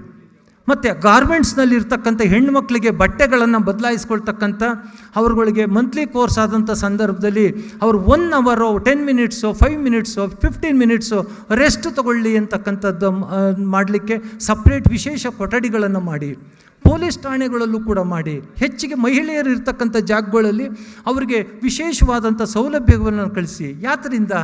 ನಿರ್ಭಯ ಫಂಡಿಂದ. ಇದನ್ನು ತಾವು ದಯಮಾಡಿ ಅರ್ಥ ಮಾಡ್ಕೊಳ್ಳಿ. ಅದನ್ನು ನಾವು ಯಾರೂ ಪ್ರಶ್ನೆ ಮಾಡ್ತಿಲ್ಲ, ಕೇಳ್ತಿಲ್ಲ. ಅದು ಏನಾಗ್ತಿದೆಯೋ ಏನು ಬಿಡ್ತಿದೆಯೋ ವಿ ಡೋಂಟ್ ನೋ. ನೋಡಿ, ಮೊನ್ನೆ ನೀವೆಲ್ಲ ನೋಡಿರಬೇಕು, ಮೊನ್ನೆ ಒಂದು ಪತ್ರಿಕೆಯಲ್ಲಿ ಒಂದು 4 days ಬ್ಯಾಕು ಎಲ್ಲ ಪತ್ರಿಕೆನಲ್ಲೂ ಮುಖಪುಟದಲ್ಲಿ ಬರುತ್ತೆ. ಸಾರಿ, ಹೆಣ್ಮಗ್ಳ ಹೆಸರು ಮರ್ತಿದ್ದೀನಿ. ಹಿಂದೆ 2008-9ರಲ್ಲಿ ಆಕೆ ಕೃಷ್ಣಮೂರ್ತಿ ಅಂತ ಒಬ್ಬ ನೆಕ್ಸಲೈಟ್ ಬಗ್ಗೆ ಸೇರ್ಕೊತಾಳೆ. Correct, thank you. ಸೇರ್ಕೊಂಡಿರ್ತಾಳೆ, ಮದುವೆ ಮಾಡ್ಕೊಳ್ತಾಳೆ. ಕೊನೆಗೆ ಮೊನ್ನೆ ಈಗ ಲಾಸ್ಟ್ 10 days ಬ್ಯಾಕು ಆತನನ್ನು ಕೇರಳ ಸರ್ಕಾರ ಅರೆಸ್ಟ್ ಮಾಡ್ತಾರೆ. ಕೊನೆಗೆ ಹೆಂಡತಿ ಇರ್ತಾಳಲ್ಲ ಇವಳು, ಪಾಪ ಆಕೆಗೆ ಇಡೀ ಬಲಗಡೆ ಪಾರ್ಶ್ವ ಹೊಡೆಯುತ್ತೆ, ಆಕೆ ಹೆಣ್ಮಗಳಿಗೆ ಪಾರ್ಶ್ವ ಹೊಡಿತಾರೆ. ಮೊನ್ನೆ ಆಕೆನ ಅರೆಸ್ಟ್ ಮಾಡಿರ್ತಾರೆ ಶಿವಮೊಗ್ಗ ಪೊಲೀಸ್ನವರು. ನಾನು ಹೇಳೋದು ಒಂದು 3-4 ದಿವಸ. ಅವಳನ್ನು ಸತ್ತೇ ಹೋಗಿರ್ತಾಳೆ 10 ವರ್ಷದ ಹಿಂದೆ ಅಂತೇಳಿ ತಿಥಿಯೆಲ್ಲ ಮಾಡಿಬಿಟ್ಟಿರ್ತಾರೆ, ತಿಥಿಗತಿಯೆಲ್ಲ. ನಂತರ ಆಕೆ ಬರ್ತಾಳೆ. Again I requested human rights commission and high court and Karnataka state legal service authority and DGP and SP Shivamogga. ನಾನು ಒಂದು 2 days ಆಯಿತು, ಮೊನ್ನೆ ನಾನು ಶುಕ್ರವಾರ ಒಂದು ಪತ್ರ ಬರೆದೆ. ಮಾನವೀಯ ನೆಲೆಯಲ್ಲಿ ಆಕೆ ಮೇಲೆ 42 ಪ್ರಕರಣ ಇರ್ತವೆ. ಹಾಗಾದರೆ ಆಕೆ ಶಿಕ್ಷೆ ಕೊಡಬಾರ್ದು ಅಂತ ನಿಮ್ಮೆಲ್ಲರ ಪ್ರಶ್ನೆ. ನಕ್ಸಲೈಟ್ಗಳಾಗಿ ಅವರನ್ನು ನೀವು ಸಿದ್ಧಲಿಂಗೇಗೌಡ್ರೆ ನೀವು ಶಿಕ್ಷೆ ಕೊಡಬೇಕು, ನೀವು ಅವ್ರನ್ನ ರಕ್ಷಣೆ ಕೊಡಬೇಕು ಅಂತ ಹೇಳ್ತೀರಾ ಅಂತೀರ. ನೋ, ಶಿಕ್ಷೆ ಆಗಬೇಕು ನಿಜ. ಆದರೆ ಅವರೆಲ್ಲರೂ ಕೂಡ ಆ ಸಂದರ್ಭದಲ್ಲಿ ದೇ ಸಫರ್ಡ್. ಯಾಕೆಂದರೆ ಅದು ನನಗೆ ಗೊತ್ತು. 2011ರಲ್ಲಿ ನಾನು ಉಡುಪಿ, ಶಿವಮೊಗ್ಗ, ರಾಯಚೂರು, ಹೆಬ್ರಿ ಅಂತ ಒಂದಿದೆ ಕಾರ್ಕಳ ಪಕ್ಕ, ಯಾರಿಗಾನು ಗೊತ್ತಿರ್ಬೋದು ಹೆಬ್ರಿ ಅಂತ. ಅದು ನಕ್ಸಲೈಟ್ಗೆ ಬೇಸ್. ಅದು ನಾನು ಅಲ್ಲೂ ಕೂಡ 13 ದಿವಸ ನಾನು ಪ್ರವಾಸ ಮಾಡಿದ್ದೀನಿ. ಯಾಕೆ ನಕ್ಸಲೈಟ್ ಆದರು, ಯಾಕೆ ಅವರನ್ನು ಮುಖ್ಯವಾಹಿನಿಗೆ ತರಬಾರ್ದು? It is also violation of human rights, ಮಾನವ ಹಕ್ಕುಗಳ ಉಲ್ಲಂಘನೆಗಳಾಗ್ತವೆ ಅಂತ. ಯಾಕೆಂದರೆ ನಿಮಗೆ ಗೊತ್ತಿದೆ, ಚಿಕ್ಕಮಂಗ್ಳೂರಿನ ಮೆಣಸಿನ ಹಾಡ್ಯದಲ್ಲಿ ಶೂಟೌಟ್ಗಳಾಯಿತು, ಶೋಭರಾಜ್ ಕುಟುಂಬ ಎಲ್ಲ 7 ಜನ ಸತ್ತೋದ್ರು. ಇಟ್ ಈಸ್ ಆಲ್ಸೋ ಅವಾಗ ಇನ್ನೂ ನಮ್ಮ ಕರ್ನಾಟಕದಲ್ಲಿ ಹ್ಯೂಮನ್ ರೈಟ್ಸ್ ಕಮಿಷನ್ ಇರಲಿಲ್ಲ, ಡೆಲ್ಲಿಯಿಂದ ಬಂದರು ಒಂದು ಟೀಮು. ಸೊ ಅಲ್ಲಿ ಆಗಿದ್ದೇನು, ಒಂದೇ ಒಂದು ಬಲ್ಪ್ನಿಂದ ಇವತ್ತು ಕೆಲವು ಘಟನೆಗಳು ಆಗ್ತವೆ. ಅದೆಲ್ಲದೂ ಕೂಡ ಇದನ್ನೆಲ್ಲ ನಾವು ಗಮನದಲ್ಲಿ ಇಟ್ಕೊಳ್ತೇವೆ. ಅವಳ ಆಯ್ಕೆಗೂ ಕೂಡ ನಾನು ಹೇಳಿದ್ದಿಷ್ಟೇ, ಮಾನವ ಹಕ್ಕುಗಳ ಉಲ್ಲಂಘನೆಗಳನ್ನ ಆಕೆಗೆ ಅವರನ್ನು ಭಾಳ ಮುಖ್ಯವಾಹಿನಿ ತರ್ತಕ್ಕಂಥ ಕೆಲಸ ಸನ್ನಡತೆ ಅಂತ ಹೇಳ್ತೀವಿ. ಕೈದಿಗಳ ಬಿಡುಗಡೆಯಲ್ಲಿ ಸನ್ನಡತೆಗಳಲ್ಲಿ ಕೈದಿಗಳನ್ನು ಬಿಡುಗಡೆ ಮಾಡಬೇಕು ಅಂತೇಳಿ ಇದು ತಮಗೂ ಗೊತ್ತಿರಬೇಕು. ನಾನು ಅದರಲ್ಲೂ ಕೂಡ ನಾನು ಗಮನದಲ್ಲಿ ಇಟ್ಕೊಂಡಿದ್ದೀನಿ. ಸೊ ಇಂಥ ದೃಶ್ಯಗಳನ್ನೆಲ್ಲ ಕೂಡ ನಾವು ಗಮನದಲ್ಲಿ ಇಟ್ಕೊಂಡು ಬಂಧುಗಳೇ, ನಾನು ಸಾಕಷ್ಟು ಇದಾಯ್ತೇನೋ ತಪ್ಪು ಅನ್ಯತಾ ದಯಮಾಡಿ ನಾವು ಸಿದ್ಧಲಿಂಗೇಗೌಡ ಮಾಡ್ದ ಅಂತ ಇಲ್ಲ, ನಿಮಗೆ ರೀಚ್ ಆಗಬೇಕು. ಓಹೋ, ಇವು ಮಾನವ ಹಕ್ಕುಗಳ ಉಲ್ಲಂಘನೆಗಳು ಆಗ್ತವ ಅಂತ. ಆಮೇಲೆ ಮಾನವ ಹಕ್ಕುಗಳ ಆಯೋಗದಲ್ಲಿ ಏನು ಮಾಡ್ಬೋದು, ಒಂದೇ ಒಂದು ರೂಪಾಯಿನೂ ಕೂಡ ಫೀಸ್ ತಗೊಳ್ಳೋದಿಲ್ಲ. ದಯಮಾಡಿ ನೀವೆಲ್ಲರೂ ಅರ್ಥ ಮಾಡ್ಕೊಳ್ಳಿ. ಮಾನವ ಹಕ್ಕುಗಳ ಉಲ್ಲಂಘನೆಗಳ ಬಗ್ಗೆ ನೀವು ಯಾರಾದರೂ ಕೂಡ ಒಂದು ಮನವಿಯನ್ನು ಸಲ್ಲಿಸಬೇಕಾದ್ರೆ 1 ರೂಪಾಯಿ ಕೂಡ ಫೀಸ್ ಆಗೋದಿಲ್ಲ. ಯಾವುದೇ ನೀವು ಒಂದು ಬಿಳಿ ವೈಟ್ ಪೇಪರ್ನಲ್ಲಿ ಮಾನವ ಹಕ್ಕುಗಳ ಆಯೋಗದಲ್ಲಿ ಒಂದು ದೂರನ್ನು ದಾಖಲಿಸ್ಬೋದು. ಇದು ಕೂಡ ದಿಸ್ ಈಸ್ ಮೋಸ್ಟ್ ಇಂಪಾರ್ಟೆಂಟ್. ಬೇರೆ ಕಡೆ ನಾವು ದುಡ್ಡು ಕೊಟ್ಟು ಕೆಲಸಗಳು ಮಾಡಿಸ್ಕೋಬೇಕು, ನೋ, ಎಲ್ಲೂ ಆಗೋದಿಲ್ಲ, 1 ರೂಪಾಯಿನೂ ಆಗೋದಿಲ್ಲ. ಸೊ ಅದು ಕೂಡ ಇದೆ. ಮತ್ತು ನಿಮ್ಮಲ್ಲಿ ಇನ್ನೂ ಒಂದು ಮಾನವ ಹಕ್ಕುಗಳ ಆಯೋಗದ ಜೊತೆಗೆ ಕಾನೂನಿನ ಅರಿವು ಬಹಳ ಮುಖ್ಯವಾಗಿದೆ. ಕಾನೂನಿನ ಅರಿವು ಹೇಗೆ, ಹೌ ಈಸ್ ಲೀಗಲ್ ಸರ್ವೀಸ್, ಭಾಳ ಈಸಿ. ನಿಮ್ಗೊಂದು ಮಾತು ಹೇಳಿದೆ, 4,000 ಜನ ಸೇರಿಸಿರ್ತೀವಿ, 750 ರೂಪಾಯಿಲಿ ನಾನೊಂದು ಕಾರ್ಯಕ್ರಮ ಮಾಡ್ತೀನಿ ಅಂದರೆ it is very two easy. Karnataka state legal service ಇದೆ, ಡಿಸ್ಟ್ರಿಕ್ಟ್ ಲೀಗಲ್ ಸರ್ವಿಸ್ ಅಥಾರಿಟಿ ಇದೆ, ತಾಲೂಕು ಮಟ್ಟದಲ್ಲಿ ತಾಲೂಕು ಲೀಗಲ್ ಸರ್ವಿಸ್ ಸಮಿತಿ ಅಂತ ಇದೆ. ಇಲ್ಲಿ ನೀವುಗಳು ನಿಮ್ಮ ಸಮಸ್ಯೆಗಳ ಬಗ್ಗೆ 1 ರೂಪಾಯಿನೂ ಕೂಡ ಖರ್ಚಿಲ್ದಂಗೆ ನೀವು ಅಲ್ಲಿ ದೂರನ್ನು ದಾಖಲಿಸ್ಕೊಂಡು ನೀವು ನ್ಯಾಯವನ್ನು ಪಡಿಬೋದು. ಈ ಸಂದರ್ಭದಲ್ಲಿ ನಾನು ಇದನ್ನು ಹೇಳಲಿಕ್ಕೆ ಬಹಳ ಇಷ್ಟಪಡ್ತೀನಿ. ದಯಮಾಡಿ ಇದನ್ನು ನೀವೆಲ್ಲರೂ ಕೂಡ ಇದನ್ನು ಬಳಸ್ಕೊಳ್ತೀರಾ ಅಂತಲೂ ಕೂಡ ಅಂದ್ಕೊಳ್ತಿದ್ದೀನಿ. ಇನ್ನೂ ಕೂಡ ನೀವೆಲ್ಲ ವರ್ಕ್ಶಾಪ್ಗಳನ್ನು ಮಾಡಬೇಕು. ನಮ್ಮ ಮಾನವ ಹಕ್ಕುಗಳ ಸಂರಕ್ಷಣಾ ಸಂಸ್ಥೆಯವರು ನಿಜವಾಗ್ಲೂ really I am appreciate everybody. ಆ ಪದಾಧಿಕಾರಿಗಳು ಇಂಥ ಒಳ್ಳೆಯ ಅಚ್ಚುಕಟ್ಟಾದಂಥ ಕಾರ್ಯಕ್ರಮಗಳನ್ನು ಮಾಡಿ ಒಂದು ಅವೇರ್ನೆಸ್ ಕೊಡ್ತಕ್ಕಂಥ ಕೆಲಸ ಮಾಡಿರೋದ್ರಿಂದ ತಾವೆಲ್ಲರೂ ಕೂಡ ಇದನ್ನು ಬಳಸ್ಕೋಬೇಕು ಅಂತ ಹೇಳ್ತಾ, ಇದನ್ನು ಸ್ವಲ್ಪನಾರು ಕೂಡ ಮನಸ್ಸಿನಲ್ಲಿ ಇಟ್ಕೊಂಡಾಗ something you will achieve, you will reach some goal. So ಅಂತ ಮಾಡ್ತಾ ಈ ಸಂದರ್ಭದಲ್ಲಿ ನಮ್ಮ ಪುನೀತ್ ರಾಜ್ಕುಮಾರ್ ಅವರ ಒಂದು ಅಗಲಿಕೆ ಕೂಡ, ಯಾಕೆಂದರೆ ಅವರು ಭಾರತೀಯ ಚಿತ್ರರಂಗದ ಮೇರು ನಟ. ಅದಕ್ಕೋಸ್ಕರ ಮೇರು ಅನ್ನೋ ಪದಕ್ಕಿಂತಲೂ ದೊಡ್ಡ ಪದ ಇನ್ನಿಲ್ಲ ಅಂತ ನಾನು ಅನ್ಕೋತೀನಿ. ಸೊ ಅಂಥ ಮಹಾನ್ ವ್ಯಕ್ತಿಯ ಒಂದು ಬಗ್ಗೆನೂ ಕೂಡ ಅವರು ಇಟ್ಕೊಂಡಿರ್ತಕ್ಕಂಥ ಕಾಳಜಿ ಅವ್ರಿಗೆ ನಾನು ತುಂಬ ಧನ್ಯವಾದ. ನಮ್ಮ ಶರಪಂಜರದ ಶಿವರಾಮ್ ಅವರು ಕೂಡ ಕನ್ನಡ ಚಿತ್ರರಂಗಕ್ಕೆ ನಮ್ಮೆಲ್ಲರಿಗೂ ಕೂಡ ಒಳ್ಳೆಯ ಒಂದು ಚಿತ್ರಣವನ್ನು ಅವರ ನಟನೆಯನ್ನು ಕೊಟ್ಟೋಗಿದ್ದಾರೆ. ಅವ್ರಿಗೂ ನಮಿಸ್ತಾ ತಮ್ಮೆಲ್ಲರಿಗೂ ಹೇಳ್ತಾ ತಾವೆಲ್ಲರೂ ಕೂಡ ಮಾನವ ಹಕ್ಕುಗಳ ಬಗ್ಗೆ ಅದೆಲ್ಲೋ ಲಘುವಾಗಿ ತೆಗೆದುಕೊಳ್ದಲೆ ಪ್ಲೀಸ್ ಬಿ ಸೀರಿಯಸ್. ಇವತ್ತಲೇ ಅಂಬೇಡ್ಕರ್ ಅವರ ಬರಹಗಳು ಅಂತ ಒಂದು ಪುಸ್ತಕ ಇದೆ. ನನ್ನ ಹತ್ರ 100 ಪುಸ್ತಕಗಳು ತಗೊಂಡೋಗ್ತೀನಿ. ಯಾಕೆಂದರೆ ಮದುವೆಯಲ್ಲಿ ಯಾರನ್ನ ಬಂದರೂ ಆ ಪುಸ್ತಕ ಕೊಡ್ತೀನಿ. ಯಾವುದು ಮುಯಿ ಕೊಡೋ ಬದಲು ಆ ಪುಸ್ತಕ ಕೊಡ್ತೀನಿ. ಅಥವಾ ಇನ್ಯಾರೋ ಯುವಕರು ಬಸ್ನಲ್ಲಿ ಕಂಡು ಬಂದರೆ ಅವ್ರಿಗೊಂದು ಅಡ್ರೆಸ್ ಕೊಟ್ಬಿಟ್ಟು ನಮ್ಮ ಮನೆಗೆ ಬರ್ರಪ್ಪ ತಗೊಳ್ಳಿ ಅಂತ ಕೊಡ್ತೀನಿ, ಓದ್ಕೊಳ್ಳಿ. ಅದನ್ನು ಜಾಸ್ತಿ ಇಲ್ಲ, ಪಕ್ಕ ಒಂದು ಇಲ್ಲೇ ಇದೆ ಕನ್ನಡ ಪುಸ್ತಕ ಪ್ರಾಧಿಕಾರ, ಅಲ್ಲಿ ಹೋದರೆ ಬರೀ 50 ರೂಪಾಯಿ, ಒಂದು 800-900 ಪುಟ ಇರತಕ್ಕಂಥ ಪುಸ್ತಕಗಳು. ನೀವೆಲ್ಲರೂ ದಯಮಾಡಿ ನಿಮ್ಮ ಜಿಲ್ಲಾ ಮಟ್ಟದಲ್ಲೂ ಕೂಡ ಪುಸ್ತಕದ ಮಳಿಗೆ ಕನ್ನಡ ಮತ್ತು ಸಂಸ್ಕೃತಿ ಇಲಾಖೆನಲ್ಲಿದೆ, ಅದನ್ನು ಕೂಡ ತಾವು ತೆಗೆದುಕೊಂಡ್ರೆ ಮಾನವ ಹಕ್ಕುಗಳನ್ನು 1,100 ಪಟ್ಟಲ್ಲ 1000 ಪಟ್ಟು ನೀವೆಲ್ಲ ಇಂಪ್ಲಿಮೆಂಟ್ ಮಾಡ್ಬೋದು ಅಂತ ಹೇಳ್ತಾ ನೋಡಿ. ನಮ್ಮಲ್ಲಿ ಮಾನವ ಹಕ್ಕುಗಳ ಬಗ್ಗೆನೂ ಕೂಡ ನಾನು ಕೆಲವೊಂದು ನಮ್ಮ ನಮ್ಮ ಅಧ್ಯಕ್ಷರು ಮತ್ತು ನಮ್ಮ ಗಂಗಾಧರ್ ಅವರು ಇವ್ರಿಗೆಲ್ಲ ಈ ಸಂದರ್ಭದಲ್ಲಿ ವಿಶೇಷವಾಗಿ ಗಂಗಾಧರ್ ಅವ್ರಿಗೆ I am very thankful to him to come here. ನಾನು ನಿಮ್ಮನ್ನು ಭೇಟಿ ಮಾತಾಡಲಿಕ್ಕೆ ಅವಕಾಶ ಕೊಟ್ಟಂಥ Gangadhar once again I respect him. ಮತ್ತು ನಮ್ಮ ಆಗಲೇ ಹೇಳಿದೆ ನಾನು, ಅಬ್ದುಲ್ ರೆಹಮಾನ್ ಪಾಷಾ ಅವರು ಒಂದು ಭಾರತ ಸಂವಿಧಾನವನ್ನು ಒಂದು ಪುಸ್ತಕದ ಕೈಪಿಡಿ ಜೋಬಳಿಗೆ ಇಟ್ಕೊಳ್ಳೋವಂಥದ್ದು. ನಮ್ಗೆ ಇದು ಬೇಕಿಲ್ಲ, ಇದರಂಥ ಕೆಟ್ಟದ್ದು ಜಗತ್ತಿನಲ್ಲಿ ಯಾವುದೂ ಇಲ್ಲ. ಇದರಿಂದ ನಾವೆಲ್ಲರೂ ಕೂಡ ದೂರ ಇರಬೇಕು. ನಾವೆಲ್ಲರೂ ಕೂಡ ಇದು ಬೇಕೇ ಇಲ್ಲ. ಅದನ್ನು ಇದ್ರ ಬದಲು ನೋಡಿ, ಇದರ 5% ವೆಯ್ಟ್ ಇದೆ. ದಯಮಾಡಿ you must have put it in your packet.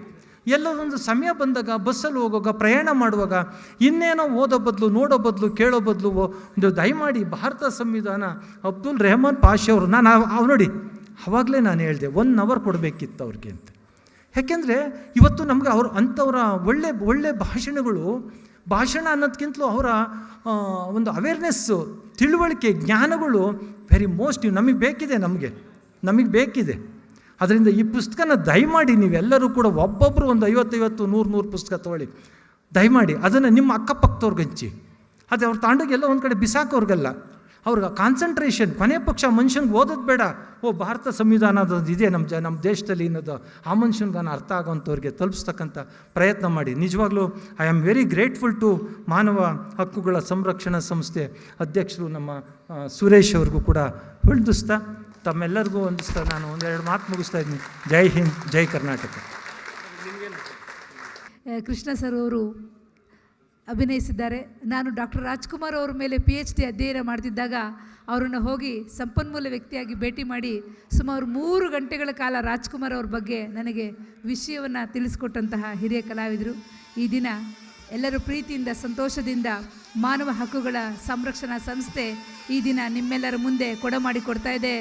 Rajaratna Puneeth Rajkumar ಅವರ ಪ್ರಶಸ್ತಿಯನ್ನು ಸನ್ಮಾನ್ಯ ಶ್ರೀ ಹೊನ್ನವಳ್ಳಿ ಕೃಷ್ಣ ಅವರಿಗೆ ನೀಡಿ ಗೌರವಿಸ್ತಾ ಇದ್ದೇವೆ.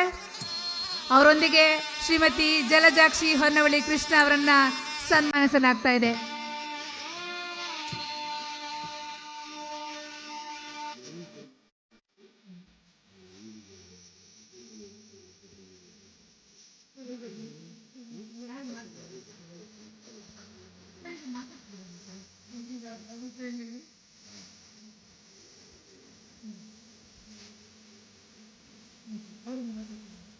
ನಿಮ್ಮೆಲ್ಲರ ಪ್ರೀತಿಯ ಚಪ್ಪಾಳೆ ಇರಲಿ. ಹಿರಿಯ ನಟರು ನಮ್ಮ ಜೊತೆಗಾಗಿದ್ದಾರೆ, ಅವರಿಗೆ ನಾವು ಆತ್ಮೀಯವಾಗಿ ಗೌರವಿಸ್ತಾ ಇದ್ದೇವೆ. ಜೊತೆಗೆ ಅವರಿಗೆ 10,000 ರೂಪಾಯಿಗಳನ್ನು ಕೂಡ ಬಹುಮಾನವಾಗಿ ನೀಡ್ತಾ ಇದ್ದೇವೆ. ಅತ್ಯಂತ ಪ್ರಸಿದ್ಧಿಯನ್ನು ಪಡೆದಿದ್ದಾರೆ. ಪುನೀತ್ ರಾಜ್ಕುಮಾರ್ ಅವರಿಗೆ ಮಾರ್ಗದರ್ಶಕರಾಗಿ ಕೂಡ ಕಾಣಿಸಿಕೊಂಡಿದ್ದಾರೆ ನಿಮ್ಮೆಲ್ಲರ ನೆಚ್ಚಿನ ನಟ ಹೊನ್ನವಳ್ಳಿ ಕೃಷ್ಣ. ನಿಮ್ಮೆಲ್ಲರ ಪ್ರೀತಿಯ ಚಪ್ಪಾಳೆ ಇರಲಿ ಅವರಿಗೆ.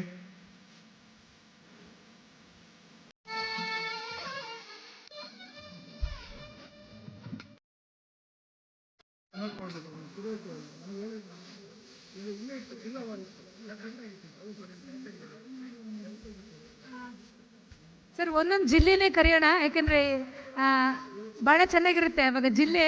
ಸರ್, ಒಂದು ಬೆಂಗಳೂರು ನಗರ ಜಿಲ್ಲೆ ಒಂದ್ಸಲಿ ಹಾಗೂ ಪದಾಧಿಕಾರಿಗಳು ಬೇರೆಯವರೆಲ್ಲ ಒಂದು ಸ್ವಲ್ಪ ಹಿಂದೆ ಬಂದ್ಬಿಡಿ, ದಯಮಾಡಿ ಸ್ವಲ್ಪ ಈ ಕಡೆ ಬಂದ್ಬಿಡಿ, ಒಂಚೂರು ಜಾಗ ಮಾಡಿಕೊಡಿ ಅವ್ರಿಗೆ. ನೆಕ್ಸ್ಟು ನಮ್ಮ ರಾಜ್ಯ ಮಹಿಳಾ ಘಟಕ ಎಲ್ಲರೂ ಅಧ್ಯಕ್ಷರು, ಪದಾಧಿಕಾರಿಗಳು, ಜಿಲ್ಲಾಧ್ಯಕ್ಷರು, ತಾಲೂಕು ಅಧ್ಯಕ್ಷರು, ಪದಾಧಿಕಾರಿಗಳು ಎಲ್ಲರೂ ಬರಬೇಕಾಗಿ ವಿನಂತಿ.